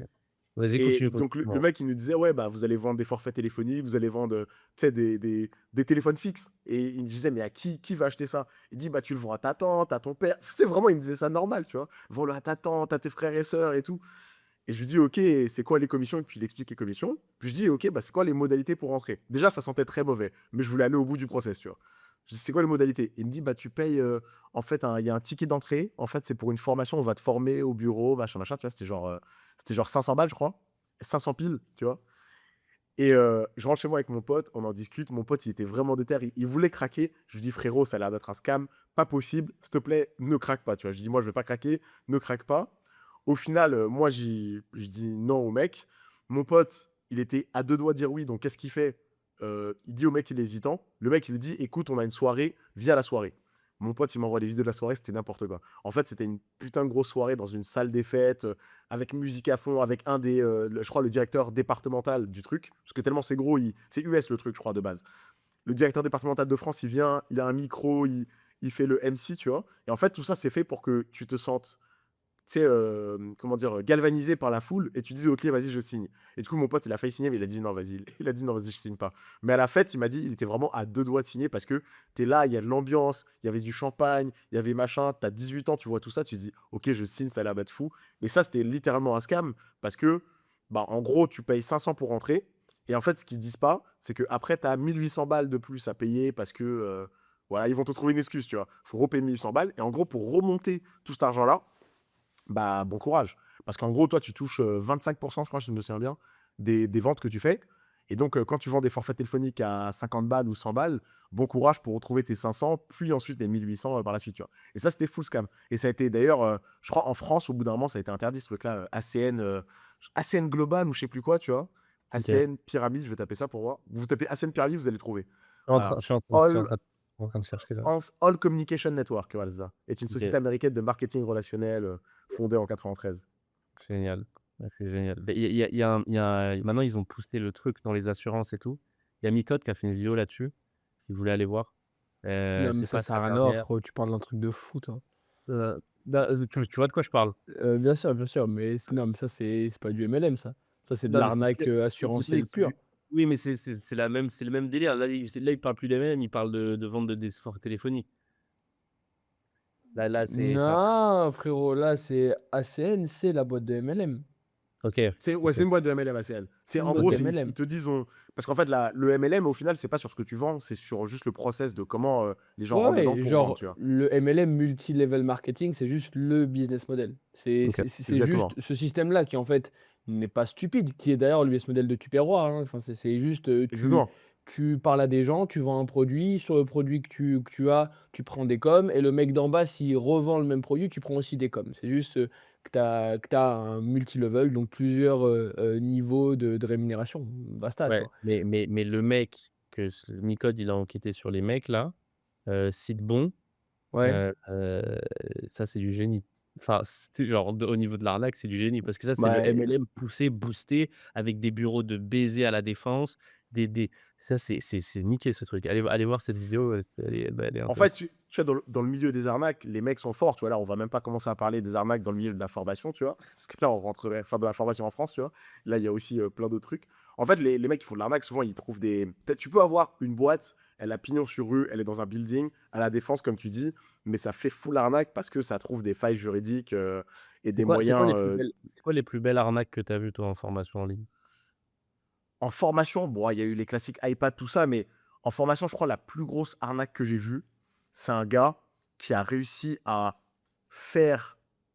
Alors, il y a des trucs, je peux pas citer les noms, je vais essayer de citer Non, le c'est moins de pas noms les noms, possible. pas les noms. En gros, il y a un gars, il a réussi à choper dans les 1 million d'un appel d'offres, 1 million d'euros d'un appel d'offres en France, en fakeant une plateforme où il devait former des gens, etc., subventionnés par l'État. Ouais, ça, environ 1 million, il a pris. Et il a faké ça avec quoi? Avec un système. J'essaie de vous le dire sans donner trop de détails, parce que si je donne le détail exact, ça va être facile de cramer qui c'est. Mais bref, en gros, il a fait une sorte de formation CPF en gagnant une subvention. En fait, officiellement, l'État, il disait, il faut faire une formation, il faut qu'elle soit finançable, et il faut faire un dossier, je sais pas quoi, il faut avoir tant d'élèves pour gagner la subvention. Et lui, il a fait des fakes pas possibles, il a pris 1 million, il s'est barré de la France. Et après, de toute façon, quoi qu'il arrive, on peut pas le reprendre, tu vois, à part s'il revient en France, mais c'est finito, tu vois, cette histoire. Et c'était n'importe quoi. Et en vrai, même des écoles que vous connaissez, enfin, des écoles d'informatique où vous avez déjà entendu le nom, etc., eux, ils font des vrais scams. Genre, un directeur d'école qui m'a dit droit dans les yeux comme ça, bah nous, aujourd'hui, l'État, il y a une subvention de, on va dire, 300 000 balles, et donc on doit justifier les dépenses pour avoir la subvention. Il était devant moi, il m'ouvre le Excel, il dit, regarde, là, je vais ajouter des lignes. Il m'a dit ça normal. Il m'a dit, regarde, là, j'ajoute des lignes. Et il ajoute des lignes. J'ai dit, mais c'est des dépenses, ça. Il dit, non, c'est pas des vraies dépenses, mais j'ajoute des lignes. Et il m'a ajouté ça normal. Et en fait, il voulait m'expliquer par A plus B que, en gros, moi, mon bootcamp que j'essaie de créer, quoi qu'il arrive, je me bats contre des gens comme lui, en fait. Il a dit, bah, toi, tu essaies de faire les choses dans les règles, bah, malheureusement, tu te bats contre des gens comme moi. Et c'est un gars qui m'appréciait, donc ça le dérange pas de me dire, tu vois. Mais il m'a dit, mais là, tu regardes, moi, là, je crois que c'était pour environ 300 000 euros. Il remplissait des lignes. Et tu sais, il inventait des frais, tu vois. Il inventait, Ouais, ouais, là, on a pris un intervenant. Là, on a pris un intervenant qui nous a coûté 10K. Là, on a pris un intervenant qui nous a coûté 50K. Et en fait, du coup, après, l'école, elle empoche l'argent. L'intervenant, dans les faits, il a pas été payé ou il a même pas été embauché parce que l'État, en fait, il vérifie pas toutes les factures. Il vérifie que s'il y a un gros contrôle. Mais s'il n'y a pas de gros contrôle, il vérifie pas toutes les factures. Il vérifie que les lignes paraissent cohérentes. C'est-à-dire, tu dis, tu es une école, il y a 10 élèves, tu as embauché 20 intervenants, il y a un truc qui ne matche pas, tu vois. Donc, il tu as, y t'as plein de a, trucs comme ça. il y a un directeur d'école, une école qui avait fait venir Gims et tout, à Paris, genre l'école la plus, bref, c'est l'école de commerce un peu, mais genre qui avait fait venir des rappeurs et tout, machin. Le directeur d'école a été chopé. Et lui, il faisait quoi? Il s'est monté une collection Pokémon avec l'argent des subventions. Et il avait acheté bah, une super collection Pokémon. Tout son lifestyle était payé grâce aux subventions de l'État. Et c'était le directeur de cette école-là. Et c'était hyper drôle. Et ouais, ça me fait penser. Du coup, lui aussi, il a acheté des lignes, mais après, lui, il faisait d'autres choses avec l'argent. D'ailleurs. Et, Ouais, non, franchement, c'est énorme, ça va trop mais loin. les gens, ils sont créatifs en France, hein. Les gens sont créatifs. Mais quand t'as de C'est. l'argent d'État, frérot, Ouais, mais c'est juste ça le problème. en fait, on est un pays avec beaucoup trop de bureaucratie. Du coup, en fait, il y a forcément des failles, en fait, tu vois. Moi, je pense Et aussi qu'en France, il y a une. Je sais pas ce que vous en pensez. Enfin, je sais pas à quel point vous êtes resté en France longtemps, tu vois. Parce que je sais que vous habitez à l'étranger et tout. Mais en gros, moi, je trouve en France, il y a vraiment un truc, même dans la personne lambda, il y a ce truc de si je peux avoir le système, je vais essayer d'avoir le système, tu vois. bah Genre oui. culturellement, j'ai l'impression. Enfin, en tout cas, à Paris. Je vais pas parler des autres villes, mais à Paris, j'ai vraiment l'impression, tu as des gens, ils ont tellement peur ou ils ont tellement l'impression de se faire douiller tous les jours que s'ils peuvent douiller quelqu'un, ils vont essayer de douiller quelqu'un, tu vois. Et il y a cette culture, j'ai l'impression, ambiante à Paris, tu vois. Et tu vois, un exemple basique qui a aucun rapport avec les arnaques, c'est moi à Paris, moi je suis un gars, j'aime pas jeter des trucs par terre, donc quand j'ai un truc, je vais le garder peut-être jusqu'à ce que je rentre chez moi pour le jeter. Et à Paris, parfois tu as des poubelles, elles sont remplies à ras-bord, tu sais que tu peux pas jeter le truc parce que ça sert à rien. Il y a des mecs, ils vont jeter leur truc, ça va tomber, ils vont se dire ouais, mais pourquoi moi je devrais ramasser alors que les autres ils ramassent pas. Et en fait, tu vois, cette mentalité-là, j'ai l'impression que tu la retrouves dans les douilles. C'est on me douille, pourquoi moi je devrais pas douiller les autres, tu vois. Ouais. Et donc, tu as des douilles de folie qui se passent en France, c'est Mmh. n'importe quoi, tu vois. Ouais. Une des plus grosses douilles que j'ai vues, c'est un gars, il louait des Airbnb et des trucs sur Booking. Et en fait, il les mettait sur le bon coin comme si c'était un vrai appart. Il faisait full visite. Genre, et après, il demande à tout le monde, c'est bon, vous êtes tous acceptés, envoyez la caution. Les gens, ils envoient la caution et lui il disparaît et bah, c'est fini, tu vois. Il a pris l'argent. Ça, cette arnaque-là, c'est une des arnaques. En fait, c'est même pas une. C'est cette arnaque-là, elle est infaillible et tu ne peux pas retrouver. Enfin, tu ne peux pas prouver au moment où tu te fais arnaquer que c'est une arnaque. Parce qu'en fait, le mec, il te fait visiter l'appart. Toi, t'as aucun moyen de savoir que c'est pas son appart. Tu vois, toi, t'as vu une annonce Le Bon Coin ou Se Loger ou ce que tu veux. T'arrives, tu n'as aucun moyen de savoir que c'est une arnaque. C'est une Ouais. arnaque fluide comme pas C'est possible, tu vois. et moi, Et moi, ils arrivent à en rechoper certains, mais j'ai une forme de respect pour ces gars-là, hein. Tu vois, j'ai une forme de genre, je trouve que, tu vois, Et je trouve que les arnaques complexes, tu vois, ça m'intéresse, tu vois. J'aime bien regarder, je me dis: «Putain, mais ça, c'est fort», tu vois? Mais en fait, tous ces mecs-là, s'ils mettaient leur énergie dans des trucs positifs, tu vois, Exactement, ouais. ils gagneraient beaucoup plus d'argent, tu vois? Pas tous, frérot, pas Exactement. tous, cousin. Il y en a, ils sont cons comme des murs, frérot. Ah ouais? Ouais, ouais. Mais Ouais, oui, mais mais attends, mais pour inventer une arnaque comme ça, faut être forcément intelligent, tu vois? mais parce qu'en fait, genre, les gens que tu douilles, c'est des gens. Alors, dans certains arnaques, il y a des. Tu sais, le mec là, avec l'arnaque au président, avec les menaces L'arnaque de au président, président, tout ça, bon, ça, c'est des c'est trucs de du fou, tu génie vois. ça, frère. Mais, mais sauf que, après, tu vois, par exemple, moi, genre, j'ai vu et j'ai connu beaucoup de gens qui, dans de l'assurance ou dans de l'énergie, par exemple, genre dans de l'énergie, il y a un truc très connu, c'est que Les pompes à tes chaleur. X panneaux solaires que tu dois vendre normalement 9 000 €, bah, en fait, tu les factures 35 000 €. Et juste la seule différence, c'est que quand le mec il signe son contrat, quand tu es chez lui, c'est que le mec il contracte un prêt sans le savoir, tu vois. Ah ouais. Mais donc, Ouais. ça a aucune forme d'intelligence, c'est juste être un petit Oui, peu malin ça, c'est un et, peu, et, ouais. et jouer sur la faiblesse des gens qui. Attends, Parce le que, mec le mec qui effectivement. a le mec qui a inventé l'arnaque au président, Mhm. il est hyper smart ce gars. Mais non, mec, il est con comme un manche, frérot. Ah ouais? OK. Gilbert Chicly, frérot, genre, je connais des gens de sa famille à ce mec-là, c'est pas un mec qui est très intelligent. Marco Mouli, frérot, il porte mon nom de famille. C'est un mec, gros, pendant 2 ans, je recevais 8 messages par semaine. Ah, c'est ton oncle, c'est ton daron. C'est un mec que j'ai au téléphone. Il est con comme un mur. Il est con comme un mur. Et j'ai les vidéos avec Christophe Rocancourt, qui est un mec très connu du monde de l'escroquerie, et qui lui-même me disait qu'il, lui, pour le coup, est un mec plutôt intelligent. Mais Marco Mouli, c'est un mec, il est con comme une table. Et il est vraiment con comme une table. En fait, Ouais. je pense que, tu C'est, vois, il y a 2 c'est formes juste d'intelligence ce différentes, truc-là tu vois? d'être un peu malin, frérot, et de trouver Voilà, un ça, jour c'est une malin. faille et de jumper dedans. Mais pour moi, frérot, ça prouve juste le fait que tu es un mec ultra court-termiste. Et après, genre, ça dépend là-dedans parce que c'est toujours pareil. Ce gars-là, Marco Mouli, était un mec très très stupide et très bas de cerveau. Par contre, il y avait des têtes au-dessus qui étaient extrêmement intelligentes, tu vois. Ouais. Mais en fait, tu Mais vois, je pense frérot, qu'il y a les ouais. 2. Tu as une sorte, tu vois, de forme d'intelligence, comme tu dis, qui est très, c'est voir des failles, etc. Mais c'est une forme d'intelligence, tu vois? Et s'il l'utilisait pour voir des failles, mais pour faire des bonnes choses, ils iraient plus loin. Parce qu'en fait, Ouais. cette capacité à déceler des failles ou en fait, que très peu de gens voient, c'est quand même fou, tu vois? Moi, mon beau-père, il était comme ça. Mon beau-père, c'était un gars de ce genre. Après, bon, il a mal fini, tu vois? Mais c'était un gars de ce genre, il voyait des failles à chaque fois dans des business et ça lui permettait de faire des business stylés et après, bon, il abusait un peu beaucoup, tu vois? Il abusait un peu beaucoup. À la Marco Mouli, tu vois, il exagérait un peu trop. Mais Ouais, ouais. Et tu vois, par exemple, Alexis, moi, Marco Mouli, moi, je l'ai fréquenté pendant une période de ma vie, je le connais très, très bien ce gars-là et Marco Mouli a une intelligence sociale très, très élevée. ouais, bah Mais je voilà, suis c'est pas ça dont je d'accord, parle. frérot. Mais Mais, moi, je mais, trouve mais, Marc mais, mais moi, socialement ça, je suis pas d'accord. et socialement, Marco Mouli est très intelligent. Mais frérot, socialement, tout le monde, genre, quand tu le vois assis à un resto, tu sais que c'est un Mongolien. Tu le sais. Enfin, oui, parce que j'entends ce que tu dis. Pour le mass, mais c'est toujours pareil, c'est où est ton référentiel? Pour le mass market de base, Je parle un peu dans bas de la vraie vie. plafond. Je parle dans la vraie vie, Marco Mouli, socialement, quand je dis socialement, c'est que il est très sympa. Et c'est un mec, tu fais un resto avec lui, tu pisses de rire. Genre vraiment, c'est un mec et c'est un mec qui a un très gros réseau dans Paris, tu vois? Même, outre, tu vois? Et il arrive à sympathiser avec des gens, tu te dis: «Mais comment lui, il sympathise avec?» Tu comprends pas, ça vient pas du même monde, tu vois? Et tu vois? Et socialement, Marco Mouli a une intelligence sociale qui fait qu'il av à l'époque, il avait réussi, grâce à cette intelligence, à s'entourer du mec là, de trading là, qui est parti en prison, Arnaud Mimran, je sais plus comment il s'appelle. Mmh.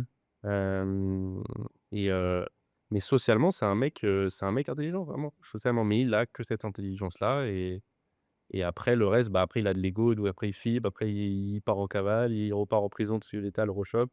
Bah, il fait n'importe quoi, tu vois? C'est carnage. Mais Et en fait, tu vois, ouais, là, bah, là, ce dont tu parles, pour moi, c'est ça, la forme d'intelligence dont je parle, c'est que l'intelligence sociale d'arriver à être aimé de certains, ou en tout cas à passer inaperçu dans certains trucs, c'est un truc que tu peux utiliser à bon escient, tu vois. Bah, ouais, pour moi, les meilleurs leveurs de fonds, les meilleurs mecs de start-up, moi j'ai beaucoup évolué dans le milieu des start-up, qui arrivaient à lever des fonds, mais sur des idées qui sont, entre guillemets, sans vouloir être méchant, vides, c'est parce qu'ils ont cette habilité à être socialement très bons, tu vois.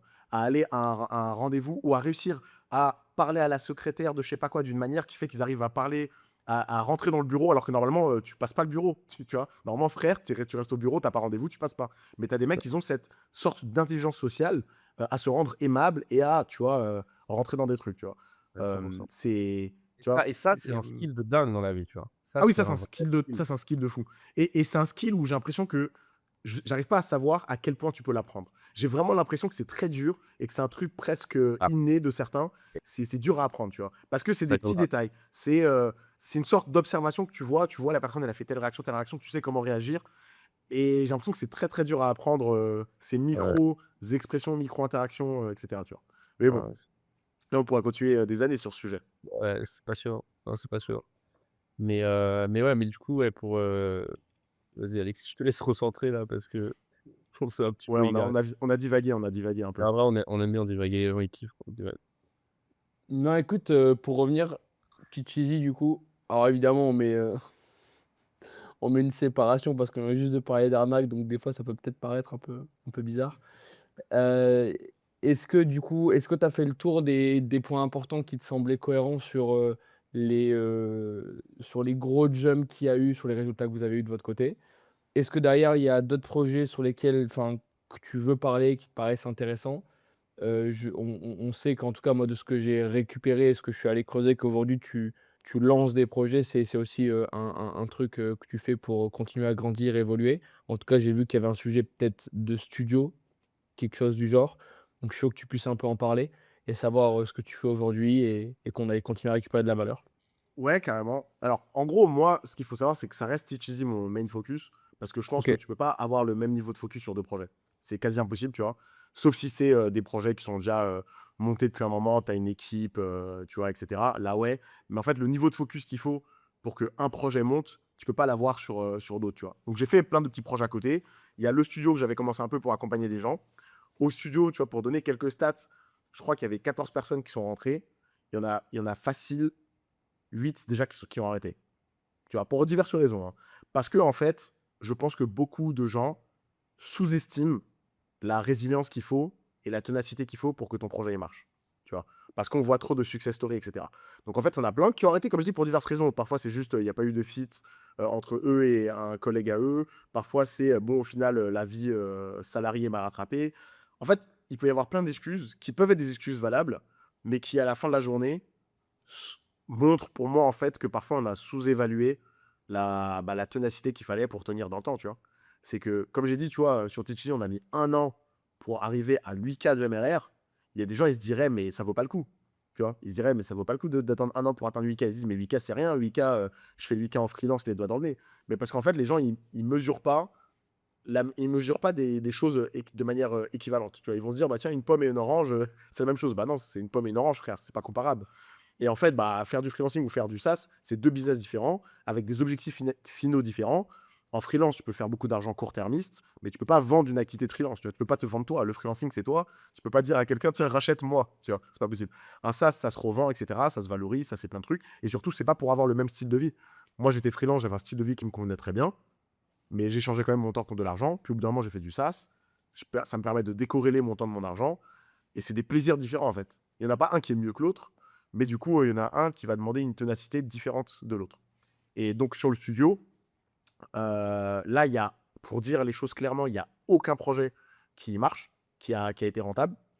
Il y en a encore qui continuent, tu vois, qui essaient de faire de l'argent, etc. Mais il n'y en a aucun qui a réussi à être rentable. Parce que aussi, comme je dis, il y a ce côté où ça prend plus de temps que les gens ne le pensent. Et là, ça Ouais, fait ouais. même pas 1 an, je crois, que le studio il a été lancé. Il a été lancé en septembre ou octobre dernier. Donc même pas 1 an. Il y a des projets qui commencent un peu à générer un peu de revenus, tu vois, mais rien de significatif. Et eux, je pense que ceux qui font ça, ceux qui vont tenir dans la durée, il y a des chances que leur projet fonctionne bien, tu vois. Et Ouais. donc voilà. Donc Mais faut tu vois, vraiment prendre ça en compte. tu dis qu'il y a beaucoup de success stories, pas beaucoup de success stories. Ouais, Je par rapport Sur au quoi? volume de ce qui se lance et overall, il y a pas beaucoup de success story, ouais. je pense que dans le SaaS, c'est là où tu as le plus d'échecs, hein. Dans le Enfin, c'est SaaS, ouais, je pense qu'il y a beaucoup d'échecs. Après, tout dépend ce que tu considères comme une success story, tu vois. Tu as des OK, gens je qui sais peuvent te pas, dire, OK, toi, c'est quoi pour toi une success story en SaaS? Vas-y, c'est quoi les ratios? pour moi, une success story, genre, c'est quoi qui fait le montant, tu veux dire, ou quoi? Un pourcentage, un montant, un truc Ouais, de ou en profit? MRR, en user, ça peut être autre chose. Tu Shazam s'est revendu à 1 milliard et ça a jamais généré un euro. Donc, Ouais, voilà, bah, le par exemple, tu vois, il y a des gens, ils diraient: «Bah, ça, c'est une success story», tu vois? Ou, ouais, bien Zenly sûr, qui se c'est une revend, success story. Ah oui, bah, à la fin, ça a généré 1 milliard, tu vois? Donc ouais, ouais, les fondateurs, ils ont fait 1 milliard. Donc ouais, ouais, ça, c'est une success story, mais ou que pour moi, quelque chose qui est très utilisé, c'est une success story, tu vois? Shazam, c'est même si ça a généré zéro, Waze, ça génère zéro, mais Waze, c'est utilisé dans tous les c'est monstrueux Waze, tu vois? Mais ça fait 0,0, mais ça a été racheté, je sais plus combien de milliards par Google pour racheter la data. Bah, pour moi, ça, c'est de la pour toi, qu'est-ce que c'est une success story pour en SaaS? En gros, si tu veux dire pour moi personnellement, par exemple, donc moi je vais donner ma Ouais. réponse. Pour moi, un truc où je considère que c'est successful pour moi, ce qui ne veut pas dire success story en général, c'est que tu vis ton SaaS et la vie que tu voulais, le lifestyle que tu voulais, tu l'as. Ce qui veut dire que Ouais. si le lifestyle que tu voulais, c'était bah, je me réveille, je travaille 4 heures par semaine, bah c'est successful. Tu vois, tu as réussi à travailler 4 heures par semaine et t'en vis, pas 4 heures par semaine et, et tu vis comme un clochard. C'est t'en vis et t'es content de ton lifestyle et tu bosses que 4 heures. Pour moi, ça, t'es successful. Tu vois. À Ouais. l'inverse, tu as des mecs de start-up qui vont dire bah non, moi, mon but, c'est de faire une start-up où j'ai 1 million d'users. Bah oui, bah tant que tu n'as pas atteint tes 1 million d'users, bah t'es pas successful. Parce que c'est toi qui Bien as mis sûr. ta propre métrique, tu vois. Donc pour Ouais, moi, mais un mec successful, c'est un mec qui vit la vie qu'il veut sans contrainte. Ça, c'est ça, moi, la définition de successful. C'est ta je suis vie que d'accord tu avec veux toi. sans Donc contrainte. là, disons qu'il faut à peu près arriver à 10K d'MRR pour, 10K d'MRR, et des mecs, des SaaS qui font 10K d'MRR, il y en a pas beaucoup. C'est ce que je dis. Des mecs qui font 10K d'MRR, en tout cas avec beaucoup de profit, il n'y en a pas beaucoup. Des mecs qui font 10K d'MRR, mais où après ils ont spend 8K en ads ou même 15K en ads, si, t'en as pas mal quand même. Tu vois. OK. Tu sais que moi je me fais flood de mecs comme ça. Sur Instagram, je me fais flood de mecs qui me contactent: Salut, j'ai un SaaS, j'ai réussi à faire 20K, par contre je spend 30K. Comment je peux optimiser? Tu vois, mais no joke, je reçois des messages de ce genre, tu vois. OK. Et parfois des jeunes, des mecs qui ont genre 17 ans, 18 ans, tu vois. Bah, là, le dernier en date, là, les sommes exactes qu'il m'a dit, c'est j'ai fait un SaaS qui a généré 12K de MRR et Ouais. il spend 9K 5, un truc comme ça. Et il me disait que bah, il veut savoir comment optimiser et tout, parce qu'après, il a d'autres coûts en dehors du spend des ads, tu vois. Ouais. Donc c'est fort, c'est très fort, mais c'est pas forcément périn dans le temps, tu vois. C'est c'est Ouais. plus 10K dans le temps qui fait vraiment Dans du le temps, profit et ouais. qui tire dans le temps. Dans le Ça temps. c'est dur. Ça, je suis 100% d'accord, il y en a très peu. Très, Dans très le peu. temps. Moi, je parle d'un vrai produit avec des gens qui utilisent vraiment la plateforme, des gens qui sont Ouais. vraiment De satisfaits la de la plateforme. recommandation, des mecs La qui rentrent parce que qui c'est a de la cool, ouais. recommandation, qui a de la brand, qui Ouais, ça, a très peu. c'est ça que je te dis, moi, tu vois? Très peu, et si on va dans le marché FR, encore moins, tu vois. Ouais, moi, je te parle du là, on a une audience FR, tu vois? Enfin, marché FR, tu vois? Des success stories, Tu à combien d'MRR toi, Kiki? là, on va bientôt dépasser les 30 là. Bah, tu Donc vois, ça commence. pour moi, toi, tu es un des meilleurs exemples que j'aime bien donner aux gens parfois. C'est de dire aux gens, mais regardez, même un truc comme Tapit, qui est successful d'un point de vue notoriété, tu vois. Parce qu'il y a des gens qui vont dire: Usage, oh ouais. putain, Tapit, c'est successful, c'est incroyable. Mais même pour lui, c'est dur d'arriver là, ça a mis du temps. Parce que c'est pas magique, en fait, tu vois. Et à Ouais, ça a l'inverse, en amené fait, t'as des gens, ils vont te dire: ouais, mais regarde Traintrack. Tu vois. Moi, j'ai rien contre Traintrack et Bichente, c'est incroyable ce qu'il fait. c'est Mais incroyable. il y a des gens, ils vont te prendre ça et ils vont se dire: mais c'est ça la norme. Mais non, Mais Bichente, c'est pas mais la norme, les gars. Traintrack, c'est anormal, genre ce qu'ils font, Mais oui, c'est c'est anormal. C'est Bichente, avec Traintrack, il a comment dire, il a une croissance qui est supérieure à l'Emlist. bien sûr. L'Emlist, c'était déjà une croissance de baiser. L'Emlist, Guillaume, je l'ai interviewé, je crois, en 2021. L'Emlist, c'était déjà une croissance de malade mental à son époque. Mais Traintrack, il a une croissance qui est supérieure. Ouais, Je crois que Guillaume, il a mis 3 ans avant d'atteindre les 4 M d'ARR, si je me souviens bien, tu vois, de ouais. 2018 à 2021, Mmh. ouais, quelque chose comme ça. Là, Bichente, il est, je crois, à 3 millions d'ARR déjà, là. Il est à 5 millions là. À 5 millions, ouais, voilà, tu vois. Quand on l'avait interviewé, il était à 4 millions et quelques, là, il est à 5 millions. Mais parce que tu vois, Donc euh, Traintrack, typiquement, c'est le play Submagic. Submagic a grossi de la c'est quand tu as un produit qui devient un job pour tes affiliés. C'est-à-dire que Submagic, ça moi, j'étais le premier client de Submagic, donc j'ai suivi le play de Submagic à la lettre. C'est-à-dire que vendre Submagic, c'était le job officiel de beaucoup de gens, tu vois? Et quand tu as un produit qui est product market fit en affilié, mais pas product market fit, donc pour qu'il soit product market fit en affilié, il faut que ton produit soit un peu élevé déjà. Donc il faut que tu vois, Traintrack, je crois, la BO minimum, c'est 70 $ ou 400 $. Donc, il faut qu'il soit product market fit en worldwide pour tes affiliés. Là, quand tu as un produit qui est product market fit en affilié, vraiment, sur Trendtrack, tu as des affiliés qui génèrent 40K par mois, tu vois. Donc, faut pas oublier aussi qu'ils reversent une grosse Ah partie oui, de leur bien sûr, il a beaucoup de spend. Ouais, ils reversent une grosse partie de leur CA aux affiliés, tu vois? Mais quand tu as un produit qui est product market fit en affilié, bah, en fait, c'est terminé, en fait. Et C'est quand tu es dans rideau, une ouais. niche, tu vois, quand tu es dans l'e-commerce, quand tu es dans une niche qui a de l'argent, e-commerce, app mobile et cetera, et que c'est fini, en fait, tu vois? Bah, Et regarde ça Robin. Robin Frère, genre, c'est ouais, le meilleur exemple. bah, Robin, Robin, c'est le mec qui a blow up. Tu vois ce que c'est, peut-être tu as pu voir passer, Non, ça me dit rien. Blow Up. bah, c'est une app mobile, c'est une app mobile. App mobile, C'est c'est une Une app app les mobile mobile pour. TikTok, non? Ah oui, mais si. Bah oui, je voilà, vois très bien, je vois très bien. Putain, je l'ai vu voilà. 40 fois passer avec Bah, des mais lui, influx, justement. voilà, mais lui, c'est le meilleur. Lui, il a surcheaté cette strat-là. D'ailleurs, si vous on a fait un épisode avec lui où il explique toute cette strat de créateur. Mais lui, il est pas product market fit en affi, Alexis, parce que lui, il paye ses créateurs au nombre de vues. C'est pas pareil, Ah oui, tu lui, vois? ouais, il fait en mode Ouais, je régie. suis d'accord. Ouais, Mais là où il est fort, ce que je veux dire, c'est qu'il a vraiment réussi à faire ce truc où il a une team qui est dédiée à 100 ah, mais sur son product. il est monstrueux, ce gars-là. C'est Il est trop monstrueux. fort. D'ailleurs, c'est pas pour rien que l'épisode, il a fait presque, il va dépasser les 20 000 vues, les gens, ils ont kiffé, tu vois? Il est monstrueux et ouais mais quand tu as des SaaS comme Submagic, des SaaS moi, je les compte, tu vois? C'est success story française. Submagic, un MDRR, on l'a reçu sur le podcast d'ailleurs, si vous voulez aller regarder le podcast, il est incroyable. Un MDRR en 90 jours. Trendtrack, ça a grossi, je crois, même plus vite que Submagic.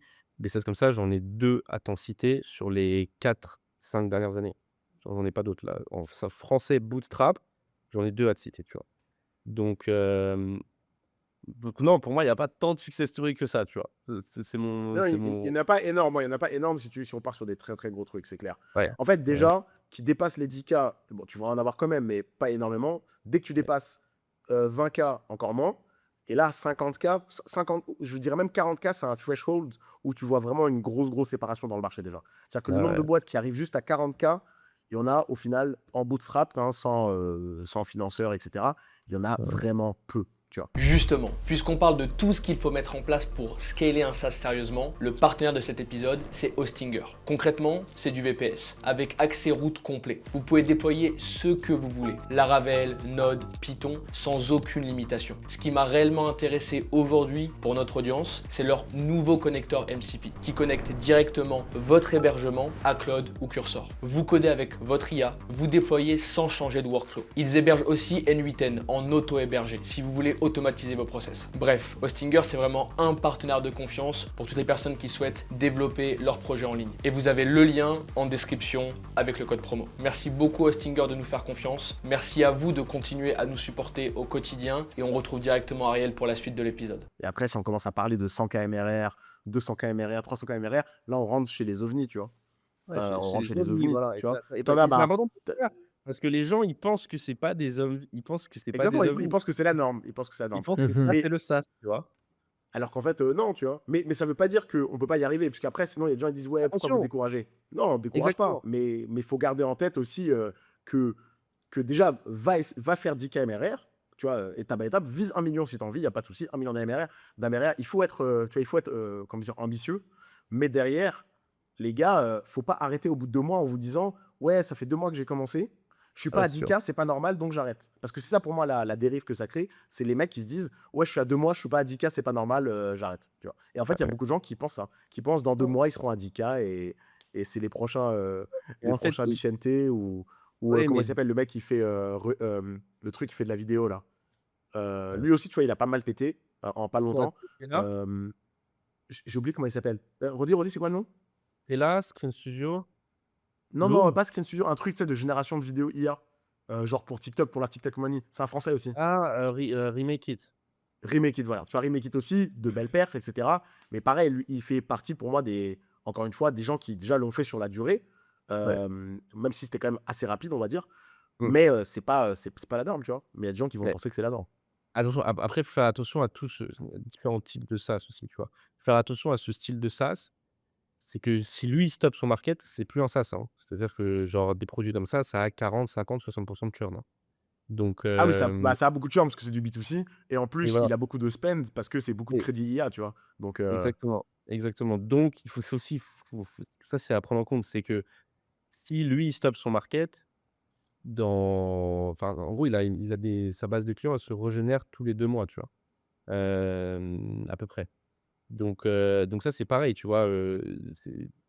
Pour moi, ça, c'est pas du SaaS pour moi, tu vois? C'est quand on parle de produits avec des gens qui restent sur le produit, qui t tu toi, par exemple, d'avoir le même client sur 4 ans, tu vois? Ça, pour moi, c'est très dur d'avoir ton client d'il y a 5 ans. Aujourd'hui, il paye toujours, ton produit parce qu'en fait, il y a aucun client qui va rester 5 ans juste pour le fun, hein. Si les gens, ils restent 5 ans, c'est qu'il est satisfait de ton produit, qu'il est content de ton produit. Et et ouais, donc ça pour moi, tu vois, les Remarkit, bah, de toute façon, Blow Up, c'est une app mobile, tu vois? Mais ça apporte en plus à de l'app mobile, tu vois? Et c'est ce que disait Anouar, qu'on a fait un podcast avec lui il y a pas longtemps, c'est que pour les apps mobiles, tu vois, il faut arrêter de parler d'ARR et cetera parce qu'en fait, il y a pas d'ARR, en fait. C'est juste, les gens, c'est du C'est one du shot, CA. tu vois? Et il nous dit ça, il nous dit: «Ouais, faut arrêter de parler d'ARR pour les apps mobiles». Encore une fois, les apps mobiles et les SaaS, je sais pas ce que tu en penses, mais c'est 2 business très, très, très, très, très différents, non? en gros, pour moi, si tu veux, parfois on sépare les deux alors qu'en fait, c'est pas une question de device. Pour moi, app mobile, c'est juste où est le device, tu vois. Un SaaS, c'est souvent web. Une app mobile, bah, c'est sur un téléphone. C'est pour ça qu'on sépare les deux. Mais en vrai, tu as des apps mobiles qui sont des SaaS, mais des vrais SaaS. C'est-à-dire que, tu vois, je vais donner un exemple. Il y a un SaaS qui s'appelle Minio ou un truc comme ça. C'est un SaaS pour apprendre. Bah, tu sais quoi, non, on va même prendre Duolingo. Un truc comme Duolingo, pour moi, en vrai, c'est un SaaS. C'est juste que, et t'as des gens sur Duolingo, ils sont dessus depuis 3 ans, tu vois. Donc c'est un bon exemple de truc Et où les gens mais restent non, mais longtemps. tu vu le produit du Duolingo? Il est enfin, Exactement, voilà, faut un bon produit. En fait, la notion de SaaS, elle est juste dans est-ce que c'est un usage qui est réellement récurrent. Et c'est là où, en fait, Anouar, il a raison, parce qu'en plus, Anouar, on s'est parlé il y a pas longtemps, juste, en plus, on s'est parlé avant qu'il passe dans le podcast. OK, Et OK. en gros, Anouar, je lui disais qu'on en parlait dans un live où on était ensemble. Les apps mobiles, les gens, effectivement, ils vont essayer de mélanger un peu tout et n'importe quoi, mais il y a des apps mobiles, en fait, où les gens, ils ont mis des abonnements, parce que c'est la mode de mettre des abonnements, mais où, en fait, malheureusement, l'app ne justifie pas un abonnement. Et donc, ça crée beaucoup de churn, tu vois. Parce que c'est une app que tu sais que tu vas utiliser, genre, tu sais, les apps type Umax, est-ce que t'es beau gosse, là, tu vois, enfin, un truc Le maxing, look là, look face maxing maxing, avec, looks maxing, voilà. Looks maxing, attends, non, pour ceux factuellement, qui c'est un nous é truc. Ouais, explique ce vas-y, que vas-y. c'est pour lui. Ouais, le, Explique ce le que looks c'est pour lui. maxing, c'est genre, ça a été créé par un Américain qui a cartonné d'ailleurs, c'est celui qui a fait Cal AI. Clavicula. Euh, et en fait, c'est genre, tu D'ailleurs, prends une photo de toi. il est venu en France, Clavicular, tu parles de Clavicular, toi, le streamer là qui a popularisé le Lux Maxi, non? Non, moi je parle de celui qui a fait l'app Umax, parce que Ah, celui qui l'app. a. Ah, OK, Ouais, l'app OK, ouais, Umax. ouais, ouais, C'est le mec qui a fait Cal AI. Tu vois, Cal AI, l'app oui, de oui, Diet, là. Calais, Enfin, de. très, très fort, ouais. Bah, c'est lui qui a fait Umax, basé effectivement sur Clavicular, le mec qui a créé la trend Lux Maxing, tu vois, Ah avec bah, la jawline, tout ça. En gros, le Lux Maxing, c'est le fait de dire, t'as un visage, il est éclaté au sol, on va le rendre meilleur en faisant des petits trucs de merde, genre les pouces sous la bouche, machin, les bains d'eau froide, ce genre de trucs. Et en Ça fait, marche bah, il y a un mec qui zéro. a. Ça marche ce truc? Il y en a quelques-uns qui marchent, les autres, c'est un peu du bullshit, tu vois. Mais il y en a quelques-uns qui marchent. Tu vois, les trucs avec la mâchoire, souvent, ça marche bien, mais c'est des effets, comment je pourrais dire, temporaires. Donc, tu vois, tu vas avoir Temporaire. une mâchoire, elle va s'affiner, mais si tu continues pas toute ta vie, le truc, il s'arrête. Mais en même temps, c'est comme le sport, tu vois. On pourrait dire la même chose pour le sport. Tu as un corps de ouf, mais il faut que tu continues à faire du sport, sinon, ça. Voilà. Donc, c'est mitigé, je dirais.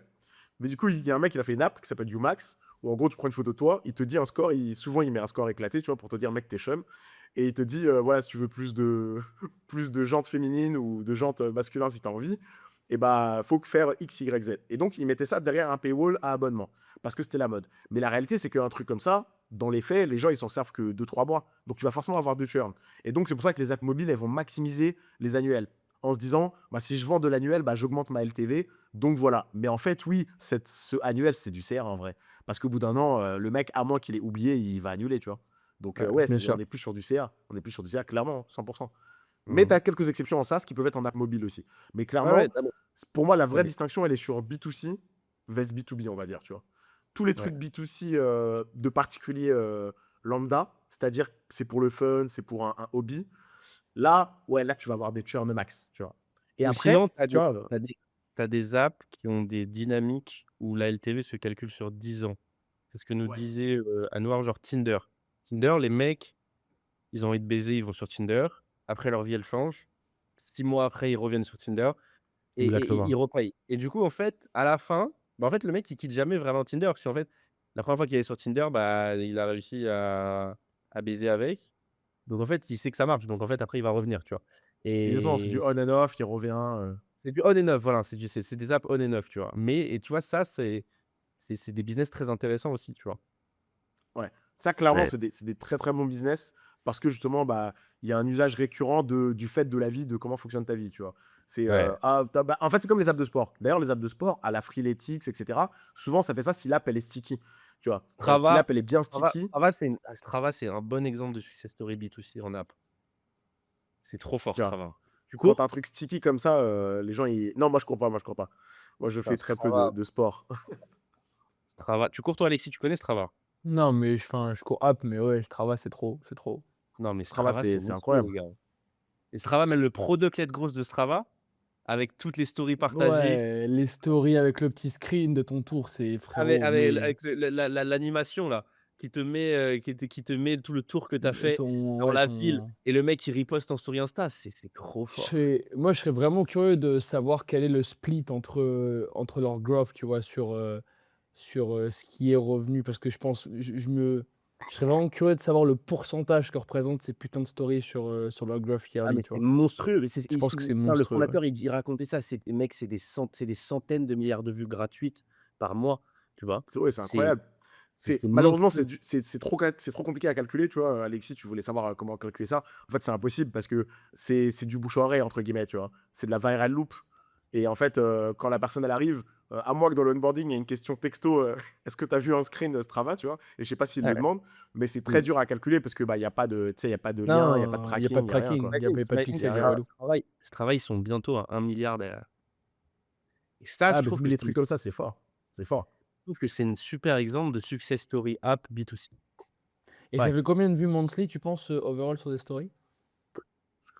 Ouah, je pense, franchement, des milliards. Alors, Mais ça, c'est sûr. en Bah, des millions. monthly, non, Des attends, Non, milliards peut-être pas. Non, peut-être en pas milliards. En monthly, peut-être pas milliards. En monthly, je dirais au moins, en tout cas, dans du 100 millions. Ouais, moi, je je pense pen au moins du 100 millions. ouais. Et Tapit, Au moins. on est quasiment à 100 millions, mec. Non, mais mec, je te parle de story Insta, Ah, de frérot. story Ouais, story. Insta. Ah Il parle oui. de story. Il parle de story Insta, ouais. Oui, mais il y a aussi Je le pense qu'on lien. est Non, il y dans. a pas le lien, il y a le si les gens, ils redirigent pas vers leur profil. Ah ouais? Je sais plus, je crois pas qu'il y ait un lien, frérot. OK. Mais en tout Ouais. cas, en story, ouais, moi, je dirais du 100 millions, tu vois. Ouais, je Les je mecs, dirais j'en ça. étais Peut-être pas un KO. milliard. En tout cas, pas en monthly. Pas en monthly, ouais. Non, impossible, frérot, 1 000 000. Les gars, mais vous vous rendez pas compte. Je crois que vous vous Non, rendez un pas milliard, compte. c'est beaucoup, hein. 1 milliard de stories 1 000 000, regardées. frère. OK, attends, je vais inscrire. C'est quoi les vues approximatifs, en vues, story qui sont générées par la product led growth de l'app Strava pour les joggers? Putain, Whisperflow, ça a changé ma vie, hein. Ah, le Superflow, c'est incroyable. Ah ouais, faudrait Ah, tu j'ai vois? un pote qui a créé, un concurrent qui est trop fort. Ouais, mais c'est pareil, c'est dur de ça c'est des business hyper intéressants, quoi. Non, non, mais ça c'est mais ouais, Whisperflow, c'est le truc que j'utilise le plus. Tu parles souvent entre les Strava ne communique pas sur les stories. Ouais, c'est compliqué, je pense, de traquer. C'est trop compliqué de traquer. Même eux, ils pourraient pas le traquer, en fait. Parce que la story, elle est postée Non, c'est par un impossible. OK, individu, alors tu Et vois. c'est pas tout le temps mentionné, et cetera. alors Mais par contre, tu peux faire l'estimation. OK, ouais, bah, du coup, l'estimation, c'est 1,2 milliard de vues par mois. Voilà. Ouais. L'estimation. Mais attends. Mais en story ou au total? Parce que là, on a En parlé que des story stories, hein. en story et avec cette estimation, on part du principe que les stories génèrent en moyenne 400 vues, en moyenne. 1,2 Ok. milliard. C'est très, très solide, hein. Mais c'est là, mais gros, il y a combien? Attends, frérot, Ouais, 1,2 moi, je pense que Mais moi, je pense que mais c'est pas 1,2 milliard. gros, Mais 1,2 en tout cas, milliard après, divisé par 400, frérot, ça les gars, ça OK. non, mais attends, dire qu'il y a quand même un Mon mec qui poste estimation centrale, des en prenant les gars, il y a 60 millions d'activités par semaine, 30 à 40 correspondant à de la course, 2 à 5 des runs partagés en story. Ils prennent des trucs, ils prennent en gros ouais, entre 2 et 5 des runs partagés en story, ouais, ça grosso fait modo. 3 millions de stories par mois. Mais il y a même aujourd'hui les gens, mais tu sais que les gens ils sont baisés sur ce travail. Il y a des gens qui payent des gens, c'est un job mec. Il y a des gens qui Ouais, payent des gens pour courir, pour avoir des stats sur le profil Strava mec. Mais toi tu pour faire captes croire qu'ils font du sport. C'est un mais truc toi de tu fou, ça. captes et après ils Ah, je te partagent jure que c'est vrai. vas-y.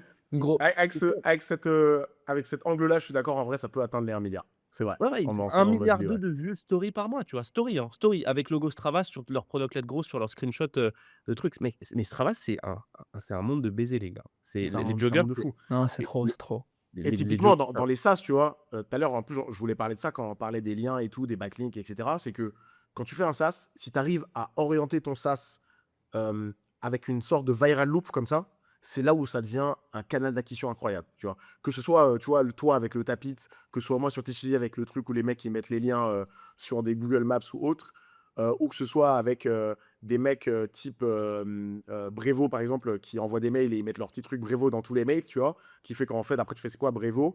Ce genre de truc. En fait, quand tu arrives à créer une viral loop comme ça dans ton SaaS, là, tu as une acquisition de malade mental juste de par la visibilité, tu vois. Et c'est tu vois, comme, pour vous donner un peu les chiffres, ouais, vas-y.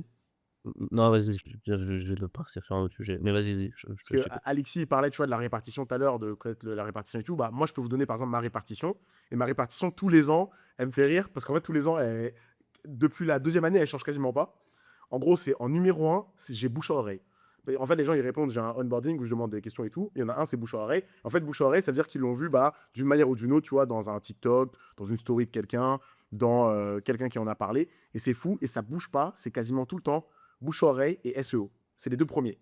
Bouche à oreille, SEO. Et c'est marrant parce que nous, notre but principal quand on a créé l'app, c'était de se dire le SEO, c'est le levier numéro 1.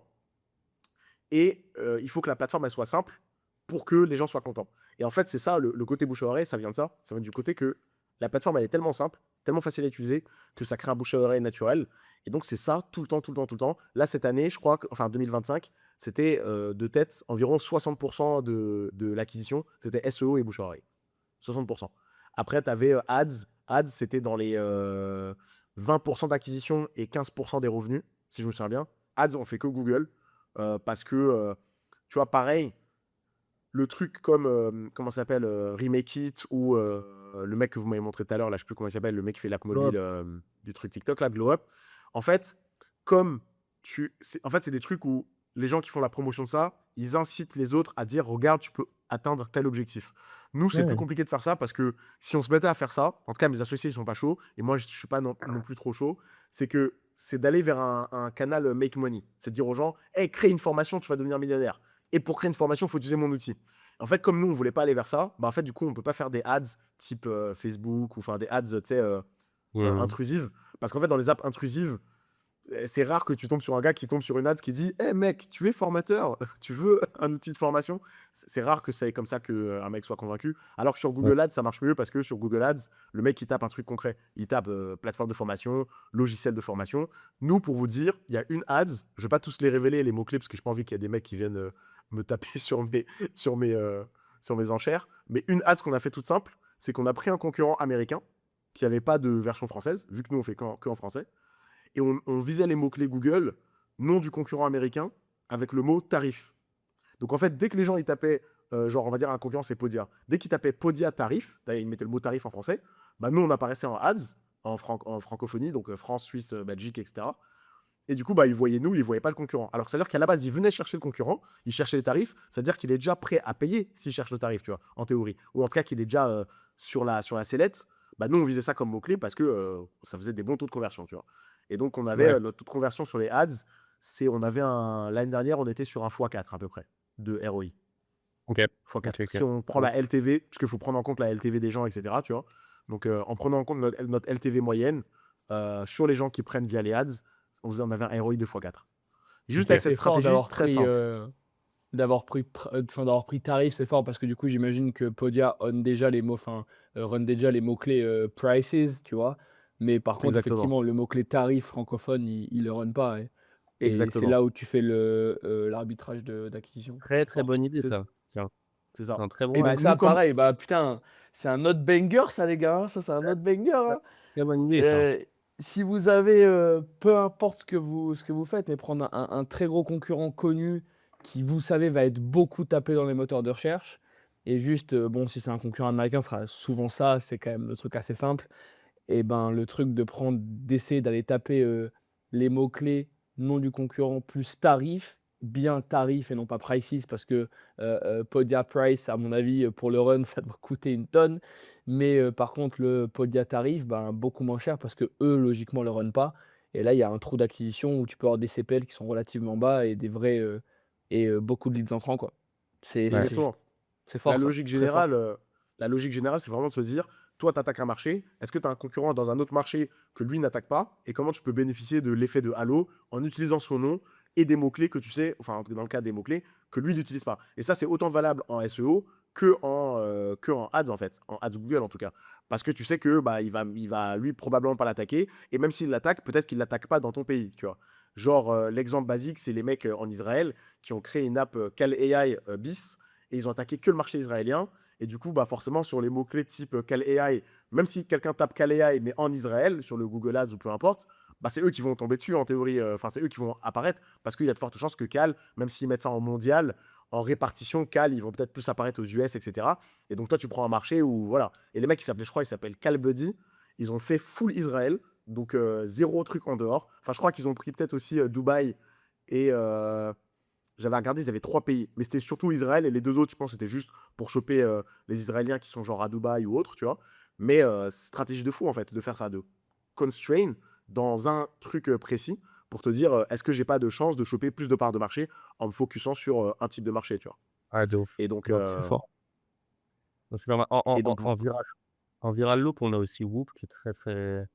Les bracelets ouais, là. Ouh, trop fort.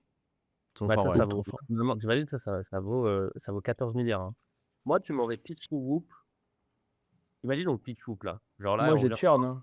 Non, Moi, non, j'ai non, churn en 8 mois, frère. non, non, on te pitch. Ouais, genre, c'était investisseur. On te pitch, frère. Ça, c'est la boîte dans laquelle je crois le moins, je pense. Tu vois. Est-ce qu'il y a un monde où tu penses que Whoop un jour vaut 14 milliards? Que je pensais qu'il y a autant de gens qui veulent traquer leur sommeil avec un bracelet, une app qui te donne ton âge de vie, qu'il y a autant de gens qui repartagent en story ça. Je sais pas. Je sais pas ce que vous en Eux, c'est pensez. une vraie masterclass d'influence, frérot. C'est le fait de repayer des Exactement, influx et c'est exactement ce que j'allais dire. J'allais dire, moi, tu me pitches ça, mais tu me parles pas d'influx, non, je te dis, ça va pas marcher ton truc. Mais tu viens, tu me dis, salut, regarde, je suis pote avec LeBron James, je sais pas quoi. Ronaldo. Oui, là, déjà, ça change tout, tu vois. Ça change tout. Ouais. Et en Mais fait, par aux exemple, États-Unis. entre Whoop et entre ça, là, moi, j'ai pas la Whoop, j'ai la Google Fit, tu vois, Fitbit Ouais. Air. Et entre ça et Fitbit Air, largement, j'aurais dit que Fitbit Air aurait eu plus de trucs, sans parler d'influence. C'est-à-dire que si tu mets l'influence de côté, parce que je t'aurais dit, Fitbit Air, c'est Google, donc de facto, voilà. Mais surtout, le business model de Fitbit Air fait que tu te dis, il y a des chances que les gens, ils achètent ça en truc one shot, tu vois. C'est 99 balles, t'as pas d'abonnement, t'as rien.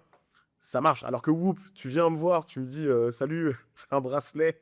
Ça coûte, je sais pas combien ça coûte 900 balles par an? Non, un peu moins? Non. Non, non, frérot, Non, c'est je moins que crois. ça, gros. En Je fait, crois pas. C'est eux, 300 là. donc eux, en fait, le truc qui est bon, Ouais. c'est que tu payes pas le bracelet. Ouais. C'est-à-dire Non, c'est que, pas vraiment ça, mais t'as l'abonnement. C'est qu'il a combien l'abonnement? exactement, tu payes genre c'est 20 balles par mois. T'es sûr? C'est pas genre 90 balles ou un truc comme ça? Non, non. Non, c'est 20 balles. Moi, je l'avais le Whoop, mais j'ai churn au bout de 8 mois, frérot. Mais je l'ai acheté en enfin vraiment 2022-2023, donc il y a pas mal de temps. Et c'est en gros, enfin moi, mon pricing, ça devait être un truc du style 30 balles par mois, sauf que la première année, tu la payes upfront Ouais, pour il est que là. eux ils soient rentables sur leur bracelet, tu vois. Donc tu mets, je sais pas, 250 balles, ils t'envoient le bracelet et après tu renouvelles yearly. Voilà, donc tu as Là, je 3 regarde, ouais. pricing. Tu T'as as 3 pricing, 200 ouais. €, 200 € an, 264 € an et 400 € par an. Et Ouais, tu là, as, je vois, ils le mettent en mensuel aussi, 25, 30 et 40. Ok. Ouais, Ouais, voilà. tu vois, ils ont à mis mensuel, 300 tu vois? balles par. T'as dit Oui, quoi? mais J'ai en pas fait, entendu. mensuel, c'est après la première année, Kiki. Parce que Ah première ouais. année, il faut que tu payes yearly pour qu'ils soient rentables sur le Oui, bracelet, tu voilà. vois. Ouais, c'est ça, donc tu as que du yearly. Ouais, c'est ça, ouais. T'as que du T'as yearly la première t'as année, que ok. du yearly la première année, après, à partir de la seconde année, tu peux payer Ah, monthly mais le juste ton bracelet, abonnement. il doit coûter quoi à produire, gros? Wellou, frère. Wellou. Frérot, il coûte moins Mais cher c'est trop. que des Et par couverts. contre, ce qui est drôle, c'est que moi, tu vois, bizarrement, j'aurais plus parié sur Oura Ring que sur Whoop Ah, mais Bracelet. c'est moche Waring, frère. Je C'est suis ça, en d'accord, fait. c'est laid. C'est laid, je C'est suis ça, d'accord. en fait, tout est là-dedans, gros. Tout est là-dedans, gros. C'est Mais juste. après, Whoop Bracelet, frérot, c'est. Enfin, viens me dire que c'est sexy, frérot. Moi, je trouve trop Si, en que vrai, c'est c'est un peu. sexy. Parce Mais qu'en trop fait, hype. en gros, t'as l'impression que c'est une montre. Enfin, tu sais, t'as ce côté un peu montre. Je pense que ça joue beaucoup. Ce côté, surtout que les premiers influenceurs, c'était les sportifs. Et t'avais un peu ce côté, tu sais, quand t'es un basketteur, t'as souvent un, je sais pas comment on appelle ça, mais c'est un truc pour t'éponger Ouais. le front. Voilà. En fait, le bracelet hoop, ça donne un peu cet effet-là, tu vois. Ça donne un peu, j'ai un petit truc autour du poignet, un peu montre, un peu machin. Je pense que ça a beaucoup joué. Parce que, ouais, les trucs genre Superhuman ou. Non, Ultrahuman, je crois que ça s'appelle. Ultrahuman, tous ces trucs-là, avec des rings, des machins. bah, tu vois, ça a jamais trop cartonné, tu vois. Bah, même le truc qui est passé sur Qui va être mon associé, je sais plus comment il s'appelle, le truc où tu avais, je crois que c'était Matuidi qui investit dedans, non? Blaise Matuidi ou je sais plus qui avait investi dedans. Ça me dit Ça un a truc, jamais ouais. trop cartonné pareil, tu vois. Alors que sur le papier, ouais, sur le papier, tu dis c'est stylé, tu vois. Tu mets ta Non, carte mais, Navigo dans une bague, c'est stylé, tu vois. Ah non, mais Mais mais par contre, tu vois, Whoops, Oura Ring, ils ont fait un move de dingue. Mec, à Dubaï, je sais pas pourquoi, mais de partout, dans les malls, dans l'aéroport, etc., t'as des petits pop-up Oura Ring. Et en fait, ils ont construit vraiment, genre, c'est du hardware. C'est-à-dire que c'est vraiment genre un bureau. T'imagines un bureau d'1,50 m sur 1 m où tu as toutes les rings que tu peux enlever, tester avec différentes tailles. Ils ont vraiment créé des pop-up d'onboarding Oura Ring avec en dessous le scan. Tu peux acheter directement ta ring et puis la faire graver sur place, etc. Et c'est pour ça, genre, je me demandais, je sais pas comment ça fait Oura Ring, mais je me demandais ouais. si par rapport à Whoop, il y avait. Enfin, parce qu'en Je fait, pense, j'en je pense avais plus que entendu parler de Waring pendant, je sais pas, c'est 2 ans. Et là, j'ai ah, l'impression que ça repart. non, non, bah, tu vois, Warren, non, en fait, putain, c'est équivalent, les gars. Attends, en valuation, hein. Valuation, 11 millions, 11 billions, putain, 11 billions. 11 billions pour Warren et Whoop, valuation, c'est un peu plus, je crois. Whoop, c'est 14 milliards, je crois. Et Whoop, et je crois que Oura Ring, c'est quand même plus vieux, non? c'est Ouais, 11 ouais, c'est milliards beaucoup plus aussi. vieux, Waring. C'est 11 Tu vois, milliards, donc en Whoop. fait, c'est C'est ça aussi, équivalent. ça équivalent. joue. C'est C'est équivalent en équivalent, valuation. mais avec moins de lifespan, tu vois. Ouais, c'est équivalent. Ok, Ouais. alors, Whoop, ils sont à, putain, Whoop, ils sont à 1,1 milliard d'ARR. C'est abusé, frère. Whoop, ils sont à 1,1 milliard d'ARR. Et Oura E-Ring, ils sont à Oura Ring ARR.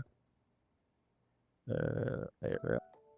Donc, le partage horaire ou pas? Oura E-Ring.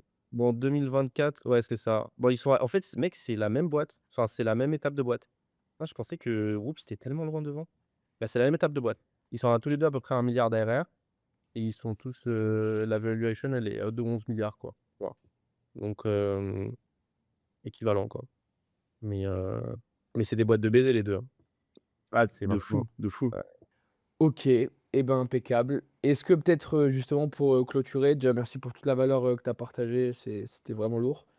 Un dernier truc que tu as envie de partager, une dernière anecdote, un dernier tips que tu as trouvé intéressant sur TTJ, peut-être Kylian, toi, une question que tu as de ton côté et que tu avais en tête. Et après, on est tout bon, on peut gentiment clôturer cet épisode. Moi, c'est bon. Moi, les deux trucs que j'ai envie de vraiment partager aux gens, parce que bon, après, on a beaucoup parlé déjà de le fait que le SaaS, c'est pas si facile, enfin, n'importe quel business, en fait, pas que le SaaS, mais c'est pas si facile, faut pas se leurrer avec juste des gros chiffres, et voilà, c'est bien d'être ambitieux, mais faut aussi mettre le travail qu'il faut pour assumer cette ambition. Le truc important que j'ai envie de dire, il y en a deux, c'est numéro un, trouver vraiment un truc avec lequel vous êtes aligné, parce qu'en fait, pour moi, l'échec que j'ai vu le plus souvent, c'est des gens qui avaient un bon projet, qui démarraient bien, et juste, ils n'ont pas réussi à tenir dans la durée parce que aussi, il n'y avait aucune réelle motivation, aucune réelle, comment je pourrais dire, émotion investie dans le truc. C'est-à-dire que beaucoup de gens se disent, l'argent, c'est un motivateur assez important, mais en fait, moi, je trouve personnellement que c'est faux. Je suis très tranché là-dessus. Il y a que très peu de gens dans le monde pour qui l'argent seul est une motivation assez grande pour faire n'importe quel type de projet. C'est-à-dire qu'en fait, même les gens où ils ont l'argent comme objectif, il y a un autre truc dans le projet qui les fait tenir. Et donc, pour moi, il faut que tu trouves ce truc-là qui te fait tenir dans tel ou tel projet. Parce que sinon, je peux te donner plein des idées de SaaS où c'est des idées à 1 milliard, mais en fait, elles ne feront pas 1 milliard avec toi parce que toi, tu n'as pas le truc qui fait que tu vas tenir longtemps dans le projet ou qui va aller chercher les bonnes choses dans le projet. Trop cool. Namasté, Chambé, Et dernière merci question, beaucoup. on va l'ajouter maintenant. On l'a jamais ajouté, mais tu veux voir qui, toi, sur ce podcast-là? Moi, j'aimerais bien voir. En fait, vous avez déjà fait des beaux noms. Vous avez déjà fait Bichente, il me semble. Ouais, on l'a. Vous avez déjà fait des beaux noms. Moi, en vrai, j'aimerais bien voir. Vous avez fait Guillaume ou pas? Je me souviens Ouais, pas. on a fait Guillaume. Ok. Ok, Guillaume, vous l'avez fait. En vrai, un gars, mais qui est pas trop dans le milieu du SaaS classique. Donc, je sais pas à quel point c'est pertinent, mais j'aurais bien dit un Penny Lane, tu vois, Arthur Ok. Valère. Mais en vrai, Ouais. c'est pas du SaaS classique, tu vois, c'est de la startup, etc. Ah, Mais mais nous, on Arthur Valère, reçoit incroyable. Tech, on reçoit Penny Lane, bien sûr, hein, Ok, vas-y. Bah, Arthur, ouais. Arthur de Penny Lane, je trouve incroyable comme mec. C'est un des 8 Euh, co-founders. Il paraît qu'ils sont 8 dans cette boîte. ouais, c'est ça. Ouais, ils sont 8, 7 ou 8. Je crois qu'ils Ouais, sont 8. 7. Ah, Et dans 7, la ok. précédente, ils étaient 6. Ouais. Ok. Et ouais, Arthur. Ou sinon, un gars que je respecte de fou, c'est Christophe, et si je me souviens bien, Christophe de Slite. Silite. Slite. Slite, Slite, SLITE. Slite. Slite, ouais. C'est Et genre un concurrent de Notion. Lui, très très bon. Et pourquoi lui, c'est d'autant plus stylé, c'est que lui, il a commencé Slite au sein d'un startup studio qui s'appelle Exa. Exa. Ouais. Donc ouais, donc ça peut être très très Vas-y. cool de l'avoir. Vas-y, on Voilà. va contacter ça. Trop cool. J'en mets. Eh ben écoute, Aaron, merci beaucoup pour ton temps. On mettra évidemment tes réseaux juste en dessous. N'hésitez pas Avec à aller le plaisir. suivre pour suivre Titchizi, ce qu'il fait au quotidien. Merci beaucoup d'avoir été là. Pensez à liker, commenter, partager évidemment comme d'habitude. On fait de notre mieux pour recevoir des guests de folie, apporter de la valeur comme Et toujours. merci, parce que vous commencez à faire marcher le podcast. Et merci beaucoup. Vous êtes de plus en plus à vous abonner, à venir nous envoyer des messages, à faire fonctionner le podcast et tout. Ça nous motive à en faire de plus en plus. Donc c'est lourd. Merci beaucoup pour ça. Et on se dit à très vite dans un prochain épisode d'Open Source. See you. Bye bye. Ciao.